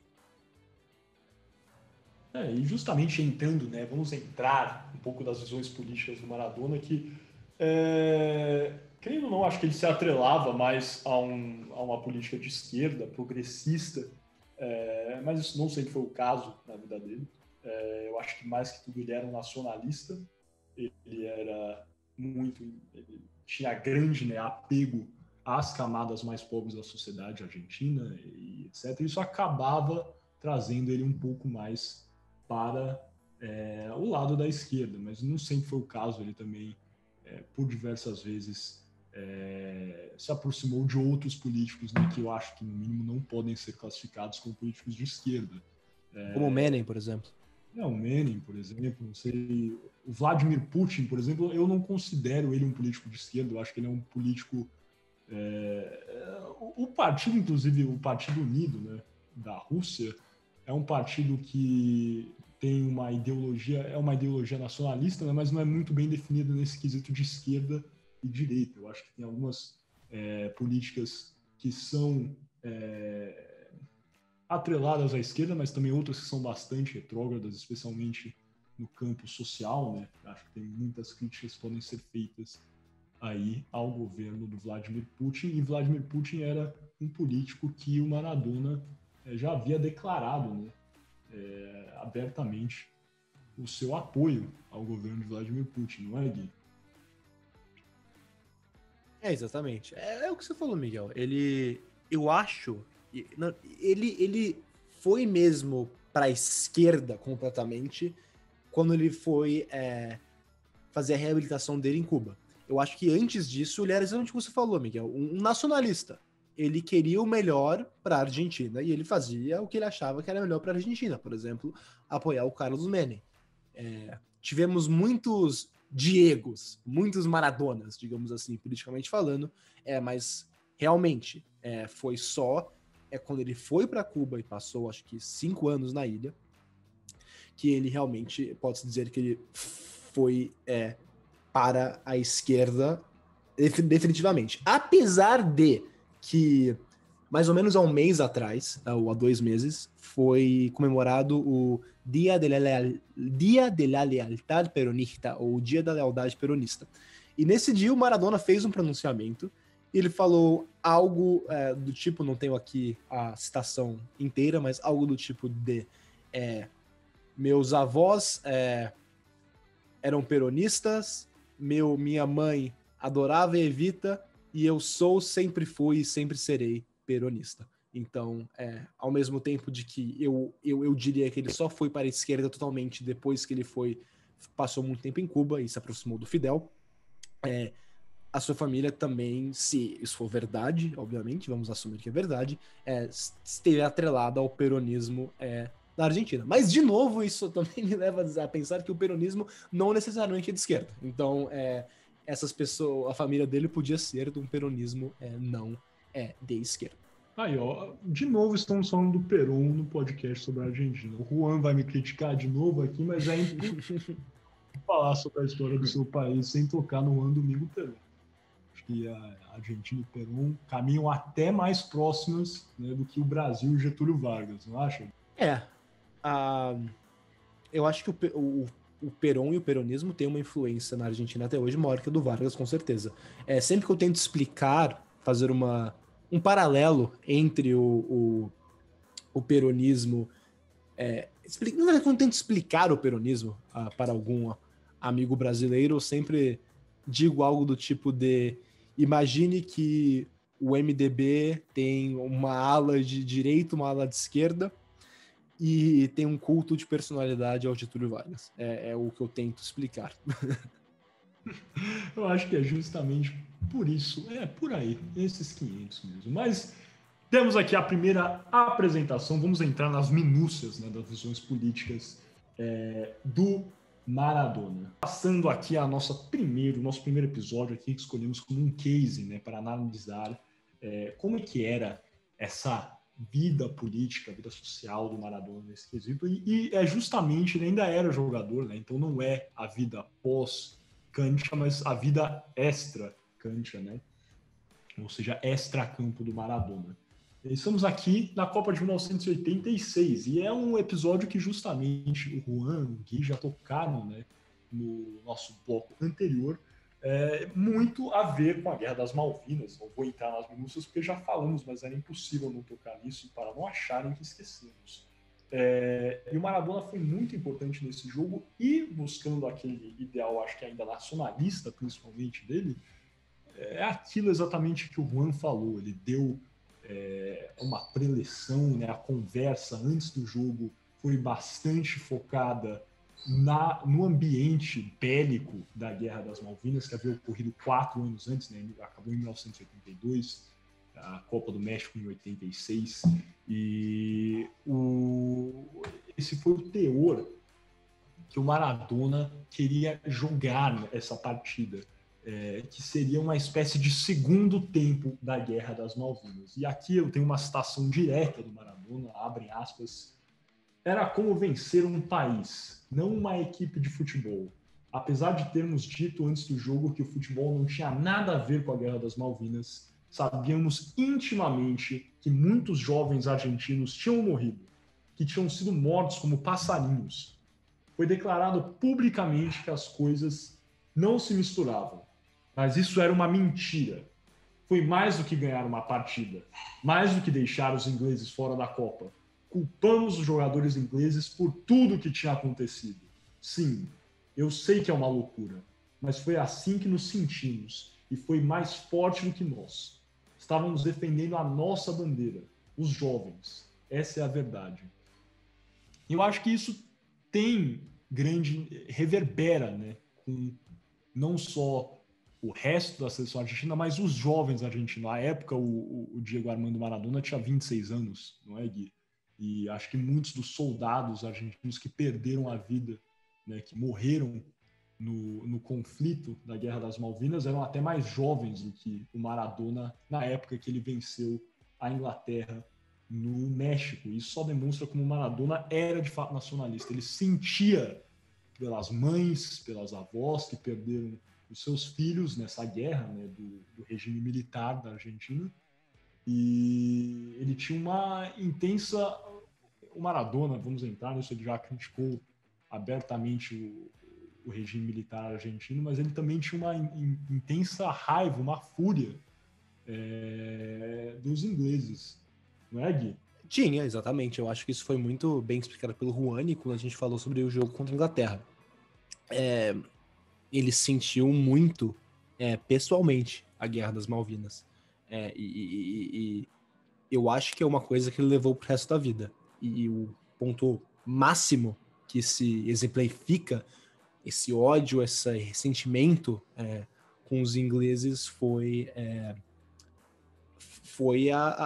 o jogo da Copa de 86 contra a Inglaterra.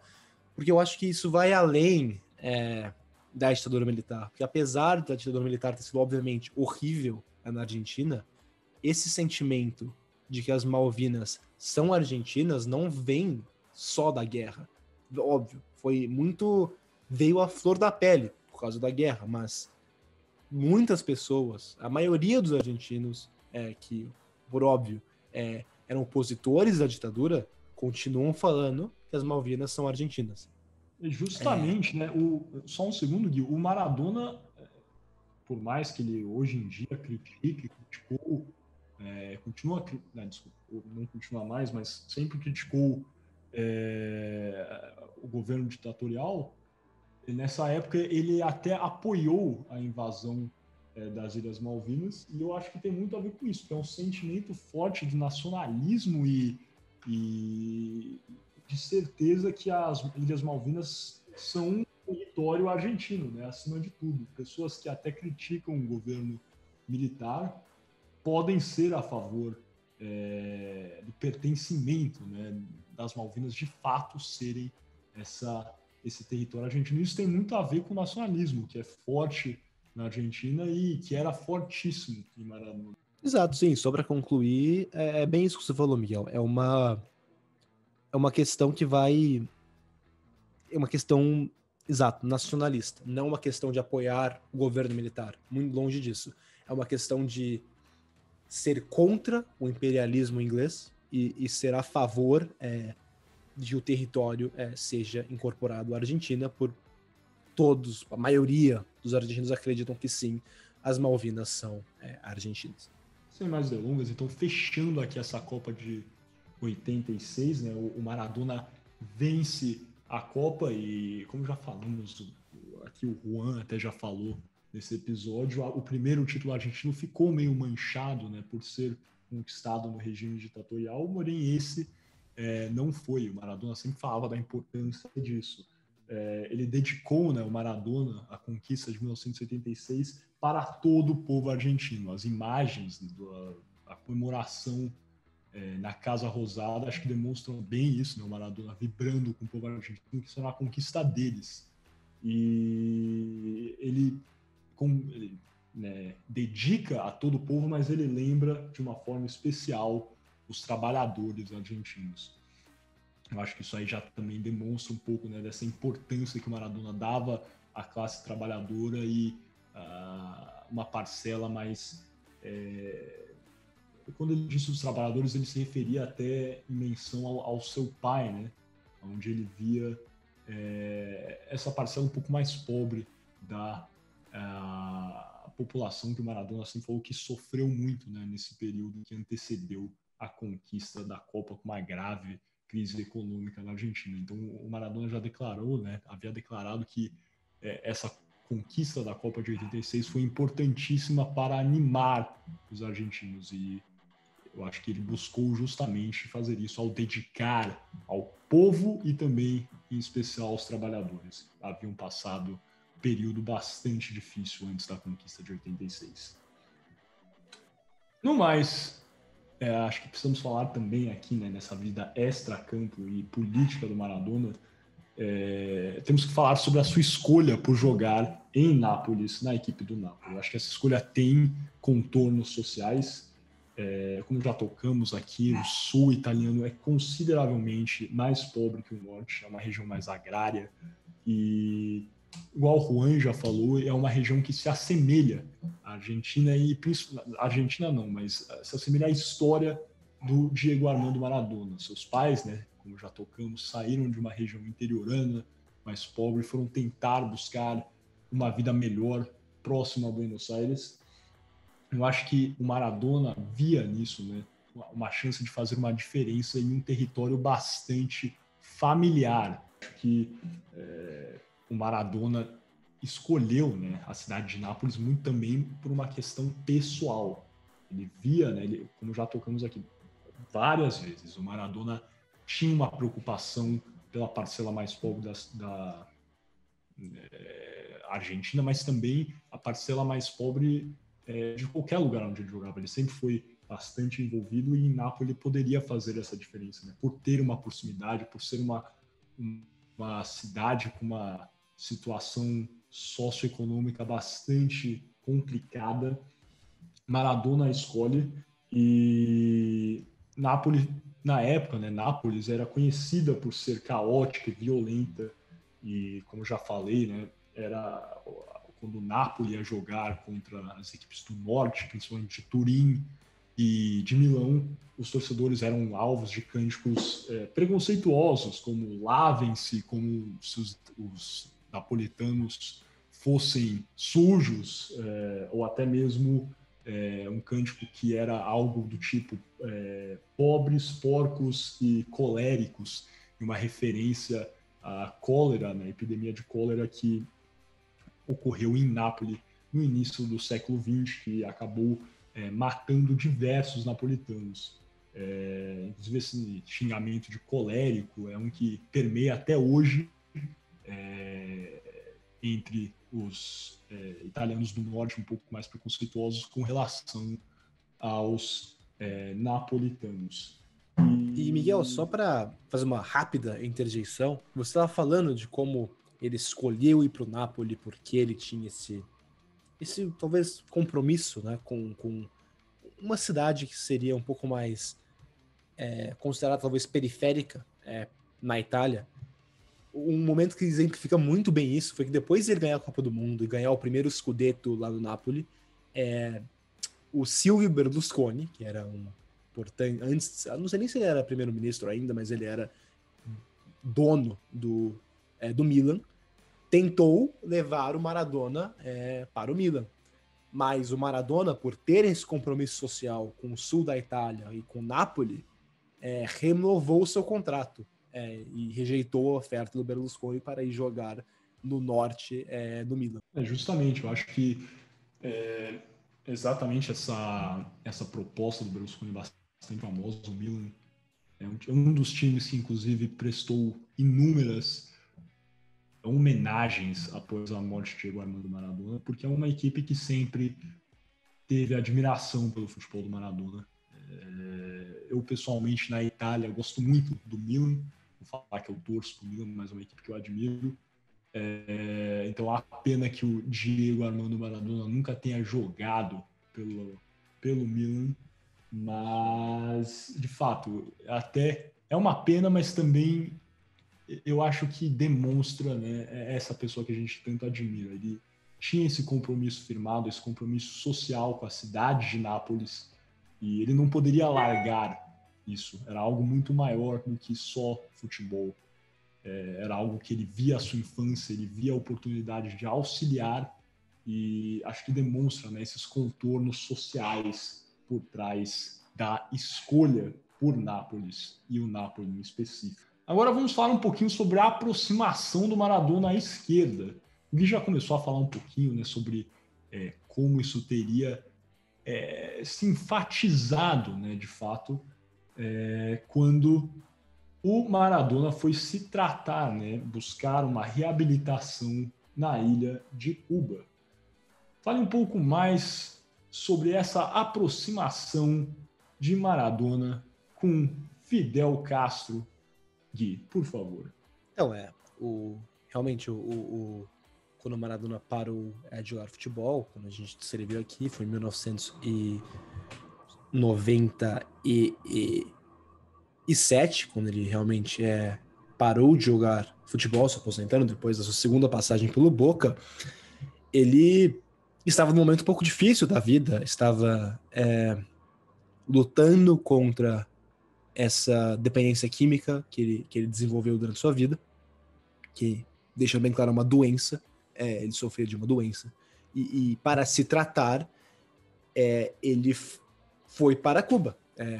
O Fidel Castro abriu a ilha, de certa maneira, para ele, e ele ficou por muito tempo se recuperando e tratando dessa doença, que era a dependência química, na ilha de Cuba. E foi aí que ele começou a se aproximar bastante do Fidel Castro, da esquerda, e ele tinha uma relação quase que de pai para filho com o Fidel Castro. Eles realmente eram extremamente próximos.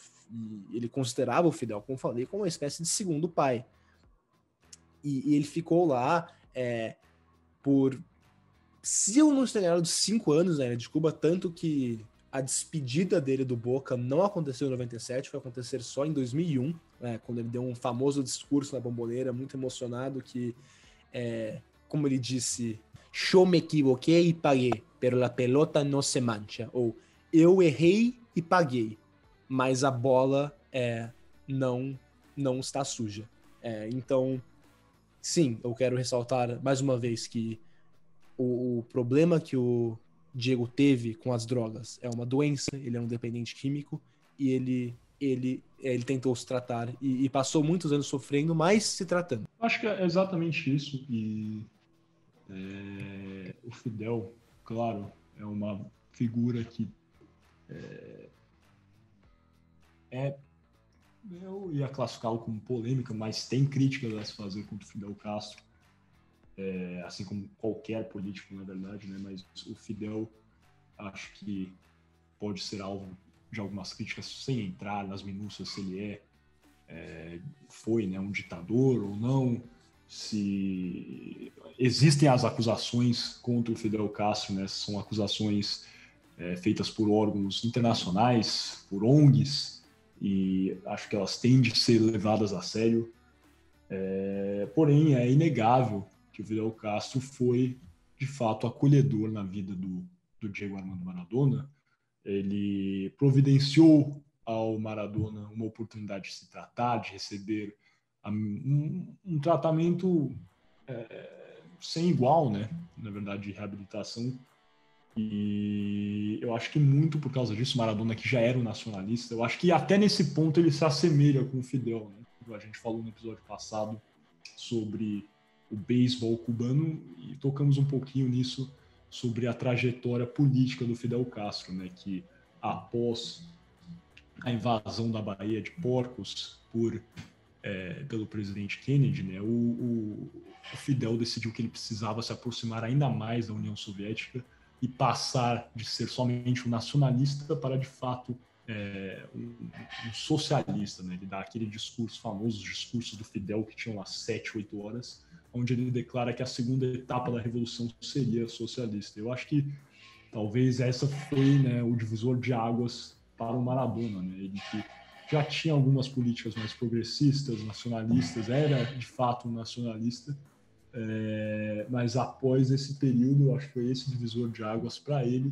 essa proximidade com o Fidel, essa vida dele em Cuba, que ele decidiu que a sua segunda revolução, né, colocando entre aspas aqui, seria socialista também, assim como o Fidel, meio até como uma forma de gratidão ao Fidel Castro, seguir, né, a doutrina, o axioma que ele sempre defendeu. Inclusive, em um post do Poder 360, já exibimos aqui a tatuagem, né, que o Maradona portava em sua perna, do rosto de Fidel Castro. O Maradona também tinha uma tatuagem do revolucionário argentino Che Guevara, que foi um grande ídolo para Maradona. Essa tatuagem ele portava no braço e, inclusive, o Maradona admirava tanto a figura do Che Guevara que pediu, isso é bastante famoso, né, para que a delegação argentina levasse, né, fosse providenciada para os jogadores uma biblioteca com biografias, livros sobre a vida do Che Guevara, outros autores latino-americanos, para exprimir, né, um senso de patriotismo, nacionalismo. Também tinham livros do grande escritor uruguaio Galeano, como As Veias da América Latina, Veias Abertas da América Latina, né? E tudo isso demonstra, né, todo esse pensamento do Maradona já em 2010, na Copa da África do Sul, após ter recebido, né, esse tratamento em Cuba. Também existem relatos nessa Copa da África do Sul, Maradona já como técnico da Argentina, utilizando frases de efeito do Che Guevara no vestiário da Argentina. com o intuito de invocar garra, né, todo esse senso nos seus jogadores. Eu acho que é justamente por isso, né, Gui? Eu acho que você já tinha começado a falar sobre isso, mas eu considero que é exatamente isso. O Maradona era um nacionalista, mas aí depois que passou um período em Cuba, teve essa vivência, foi lá que ele adquiriu, né, essa afeição, vamos dizer, por uma doutrina mais socialista, e foi justamente com base nessa vivência dele com o Fidel Castro. Exatamente, falou tudo. Eu não tenho nada a declarar sobre essa amizade que ele teve com o Fidel Castro. Eu acho que foi importantíssimo, né, essa vivência dele em Cuba. Acho que foi o que atrelou ele mais a esse viés de esquerda e explica, né, por que o Maradona tinha essa proximidade com outros líderes latino-americanos de esquerda. Postula que o Evo Morales, ex-presidente da República Plurinacional Boliviana, ele governou a Bolívia de 2006 até 2019, Evo Morales, e era um grande amigo de Maradona. O Evo, na verdade, tinha convidado, né, ele convidou o Maradona para a disputa de um amistoso em 2008, para defender a realização de jogos na altitude. O amistoso foi jogado em La Paz, e isso ocorreu porque, na época, a FIFA vetava a realização de partidas em altitudes como a de La Paz. E nesse amistoso jogado entre a equipe amigos do Maradona e amigos do Evo Morales, a equipe do Maradona venceu, e o Maradona deu aqui uma declaração falando pela importância de termos jogos na altitude de La Paz. Isso levaria, né, à democratização do futebol e do país, do continente, por ser um continente bastante diverso, e que as cordilheiras dos Andes eram importantíssimas para isso. No entanto, aqui acho que vale uma ressalva, até, vamos dizer, um pouco engraçada, entre aspas. Isso ocorreu antes do Maradona se tornar, de fato, técnico da Argentina. O Maradona se torna técnico da Argentina em 2008, e após, né, a realização desse jogo. Em 2009, no entanto, a Argentina vai jogar em La Paz contra a Bolívia, com esse veto da FIFA já derrubado, e acaba sofrendo muito com a altitude, perdendo a partida por 6-1 para a Bolívia. Assim, a Argentina, bicampeã mundial, perdeu para a Bolívia por 6-1. Pode pesquisar, eliminatórias para a Copa da África do Sul. E acho que nesse quesito pode até ter parecido um pouco de um tiro no pé, mas de novo só demonstra, né, como o Maradona se importava mais, às vezes, com as políticas que ele defendia, né, essa ideia de uma democratização do futebol, da importância de levar o jogo para a capital da Bolívia, do que até mesmo com a disputa de jogos da própria Argentina na altitude de La Paz, demonstrando nessa proximidade do Maradona com Evo Morales. Maradona, que também apoiou o lulismo no Brasil, ele era, eu acho, amigo, podemos dizer assim, do ex-presidente Lula, o apoiou, foi contra a sua prisão e também apoiou a presidente Dilma, também foi contra o impeachment da ex-presidente Dilma. Mas foram dois políticos, né, que Maradona teve bastante contato aqui no campo do Brasil. E, por último, acho que cabe também mencionar Hugo Chávez e agora o seu sucessor, o Maduro, dois políticos que Maradona teve bastante contato. O Maradona fez campanha na reeleição do Maduro. Ele também foi um aliado de Hugo Chávez, aqui voltando para a ideia de nacionalismo. Hugo Chávez, que sempre entrou, né, em franco embate com os Estados Unidos. O Maradona se mostrou um aliado nessa luta de Chávez contra os Estados Unidos. Inclusive, na Cúpula das Américas, em 2005, né, nesse encontro, Maradona portou uma camiseta, ele foi convidado, né, por Chávez, etc., e portou uma camiseta com a escrita Stop Bush, né, ou Pare Bush, onde o S de Bush estava estilizado como uma suástica, demonstrando aí toda a forma que Maradona tinha como criticar o presidente estadunidense à época, George W. Bush, e também auxiliar Hugo Chávez nessa campanha dele anti-Estados Unidos. E acho que também podemos falar aqui, né, sobre o apoio de Maradona aos Kirchner e hoje em dia ao Fernandes, presidente argentino atual. Inclusive, se o Juan ou o Gui quiserem falar um pouco mais sobre o apoio de Maradona aos políticos argentinos, estão mais convidados. Se não, acho que podemos falar um pouquinho sobre a visão de Maradona para fechar, né, esse último bloco. Falar um pouquinho sobre a visão de Maradona sobre a ditadura militar argentina. Algo a declarar sobre o apoio de Maradona aos Kirchner e a Fernandes? Só entrar para ressaltar mesmo que ele realmente apoiou o Néstor Kirchner desde o começo. Ele foi muito fã da Cristina Fernandes de Kirchner. Ele sempre falava pro Néstor que para mandar um beijo para Cristina e essas coisas. Ele gostava bastante da Cristina, acho que até mais do que do Néstor. E, por óbvio, na eleição de 2019, na Argentina, o Maradona, não, como sempre, não se escondeu, apoiou Alberto Fernandes e teve uma relação estreita com o atual presidente argentino, foi para a Casa Rosada no começo do ano e se encontrou diversas vezes com o presidente, o apoiando sempre. Se eu puder adicionar uma coisa a mais da política, tudo que vocês falaram tá muito certo, né? Eu acho que ele tem o seu jeito de chegar na política, e como o Gui falou, como o Miguel falaram, tem os encontros com Castro, com Chávez, com Maduro, e a posição dele na Argentina de ser peronista e tudo isso.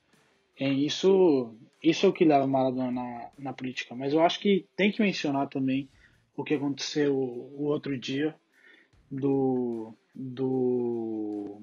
da morte, né? Que quiseram honrar ele na Casa Rosada. Eu acho importante falar que, apesar de que era uma coisa que muita gente não ia querer, isso é visto como um ato político. E acho que é muito interessante pensar como que ele vai seguir na política, como a memória dele vai seguir na política, já que tudo isso foi usado de jeito para falar que o governo do Alberto Fernandes está fazendo uma coisa muito boa e indiretamente você está relacionando o Maradona com o governo de hoje em dia, né, com o peronismo. Então eu só acho bom falar isso para as pessoas saberem que às vezes tem outras intenções no que as pessoas fazem. E acho interessante ver como que os próximos governos, como que eles vão utilizar o Maradona, se eles vão utilizar o Maradona de jeito político ou não. Perfeito. Então acho que agora vale a pena a gente falar um pouquinho sobre a ditadura, né? A visão do Maradona com a ditadura militar, em especial né, esse período aí entre 1976 e 1983. Gui, sei que você tem muito a falar sobre a visão do Maradona com a ditadura militar, né, nos anos 70, no início dos anos 80 na Argentina. Maradona nunca se escondeu de fato e era grande crítico do regime ditatorial argentino, não é mesmo? Justamente, ele nunca se escondeu, ele era contra, como muitos argentinos, ele foi muito contra a ditadura, e falou muito em contra os ditadores, em especial o Jorge Luis Videla, que foi talvez o mais um dos piores, mais horríveis ditadores que o país teve. E ele também sempre teve uma relação muito estreita com as Madres e Abuelas de la Plaza de Mayo. Eu e o Juan, a gente falou bastante disso no último episódio, que é um grupo que protesta até hoje contra os desaparecidos da ditadura, que diferentemente da ditadura no Brasil, a ditadura argentina foi caracterizada por tráfico de crianças, em que muitos muitas crianças e adolescentes eram tiradas de suas famílias ou assassinadas, mas em muitos casos também eram postas à adoção. E esse grupo, as abuelas e las madres de la Plaza de Mayo, lutam para encontrar essas crianças e adolescentes, que agora são obviamente adultos, e reconectá-las com as suas famílias originais, cujas quais elas foram tiradas. Bem, o Maradona tem uma relação muito estreita com as abuelas e las madres, se encontrou com elas, com os líderes delas e com elas frequentemente. Elas sentiram muito a morte do craque, como todos os argentinos, postaram muitas coisas nas suas redes sociais, se despedindo do Diego. Da minha parte é isso. Você tem algo a declarar, Juani? Eu acho, como reflexão final, e é o que o Gui estava falando, né? Um pouco. É o paralelismo entre o Maradona e o povo argentino. O Maradona é a representação da Argentina. Vim do nada, de uma coisa que não sabia se ia acontecer, e levar para cima, né? E ser um país que era, num momento, considerado uma futura potência, e depois cair, como caiu o Maradona nas adições dele. A Argentina caiu economicamente e sempre aconteceu, né? As subidas para cima do mundo, e as caídas para o mais baixo que pode cair. E eu acho que nisso também representa o Maradona com o país. E depois o que o Gui falou, né? O Maradona e o povo argentino. O Maradona é representante do povo argentino totalmente. Pessoa humana que teve seus erros feios, né? Mas pessoa que teve erros, e depois de cada erro era a resiliência, né? De se levantar e continuar brigando. E é tudo isso, a garra argentina, a pasión argentina, que todo mundo fala. Uma pessoa frágil, uma pessoa que tem erros, e sempre vai ter erros, mas também tem as coisas boas dele, né? E é o grande paralelismo que o Maradona tem com o povo. E é por isso que o Maradona é tão querido. Porque ele realmente representa o argentino. Representa o que ele é. Representa uma pessoa com erros, felicidade, pessoa que sempre vai sair pra frente, mas sempre vai ter altos e baixos. Sempre. Eu acho que daí, e obviamente no futebol, está a grande relação do Diego. E porque, como a gente vê, hoje ainda tem gente chorando por ele, milhões de pessoas indo para casa usada, milhões de pessoas indo para o estádio de futebol. E é por isso. É pelo futebol e por ele ser por ele ser um argentino mais. Eu acho que só cabe sempre a nossa lembrança, né? A ressalva.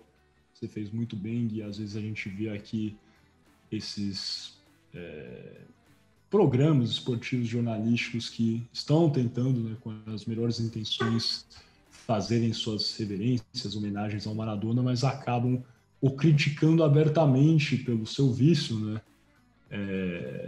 com as drogas, e enfim. E acho que às vezes é importante a gente condenar, com certeza, o consumo de drogas ilícitas, mas é inegável que o Maradona sofria de uma doença, né? O Gui já tocou nisso bem, é sempre bom frisar isso. Acho que às vezes a gente até... um comentário que observamos aqui nesse tempo é que o Maradona é sempre lembrado pelo gol que ele fez com a sua mão, né? O gol com a mão de Deus, que é uma trapaça, né? Querendo ou não, é icônico, com certeza. Mas é algo que, em tese, entre aspas, um roubo deveria ser condenado, é sempre lembrado e com carinho por todos, mas algo que ele sofria, né, sempre sofreu, batalhou contra o vício. Ele tinha uma doença, que é a dependência química, é criticada. Então, só demonstra, né, como a nossa sociedade às vezes pode ser um pouco egoísta nesse sentido, né? Não ter essa compreensão por aqueles que, como Maradona, sofriam com a dependência química. Mas mais do que isso, eu acho que sempre vai sobrar. Maradona sempre foi mais do que isso, mais do que um dependente químico. Ele foi um grande jogador de futebol, mas acima de tudo uma grande pessoa. E eu acho que é isso, demonstra, aqui a gente falou dos entendimentos políticos dele, o que ele defendia, concorde com ele ou não, é inegável que ele sempre batalhou e tem toda a forma dele mudar a Argentina, a América Latina e o mundo para melhor. E eu só acho que todos vamos sentir muita falta do grande Diego Armando Maradona. Só para terminar aqui agora nosso episódio, eu acho que ficou extremamente claro pelo episódio que eu, o Miguel, o Juan e o João adoramos o Maradona, mesmo com os seus defeitos, porque são os seus defeitos que fizeram o Maradona do que ele é, o Deus mais humano de todos. Se ele fosse uma pessoa perfeita, uma pessoa que não tivesse realmente não cometesse erros, ele não seria tão amado.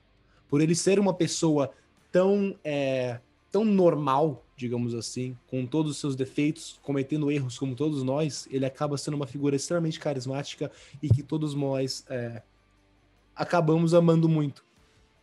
Uma história muito legal que eu queria contar é que eu li uma matéria sobre uma conversa que alguém teria tido com um taxista em Buenos Aires. Esse taxista, conversando sobre futebol, teria dito: Messi é o que todo argentino quer ser, Maradona é o que somos. Porque é isso que é, uma pessoa não é perfeita, uma pessoa comete erros, uma pessoa tem defeitos. E é isso que o Maradona era, representava realmente muito bem a Argentina e pessoas normais, e era isso que ele era. Acho que com isso ficou muito claro que eu, pessoalmente, adoro Maradona. Maradona é um dos meus ídolos, é o meu herói. E para concluir, só uma frase que eu amo, do jornalista argentino Roberto Fontanarossa, que disse: "No me importa lo que Diego haya hecho con su vida, me importa lo que hizo con la mía." Ou, não me importa o que Diego fez com a sua vida, me importa o que ele fez com a minha. E com a minha, ele fez a minha vida muito mais divertida, muito mais interessante e me afetou muito. E com isso, excepcionalmente não vamos ter o nosso shootout e as alternadas, são geralmente 2 blocos mais jocosos, mais divertidos, e em respeito ao Dom Diego Maradona, não vamos ter esse bloco essa semana. Voltamos daqui a 2 semanas com o shootout e com o programa normal. E com isso, muito obrigado por terem ouvido o episódio esse episódio do nosso podcast Boleiros de Humanas. Como sempre, por favor, compartilhem com seus amigos e familiares. E muito obrigado por a sua audiência, pelo seu carinho. E, finalmente, muchas gracias, Diego. Te vamos a extrañar toda la vida. Hasta siempre.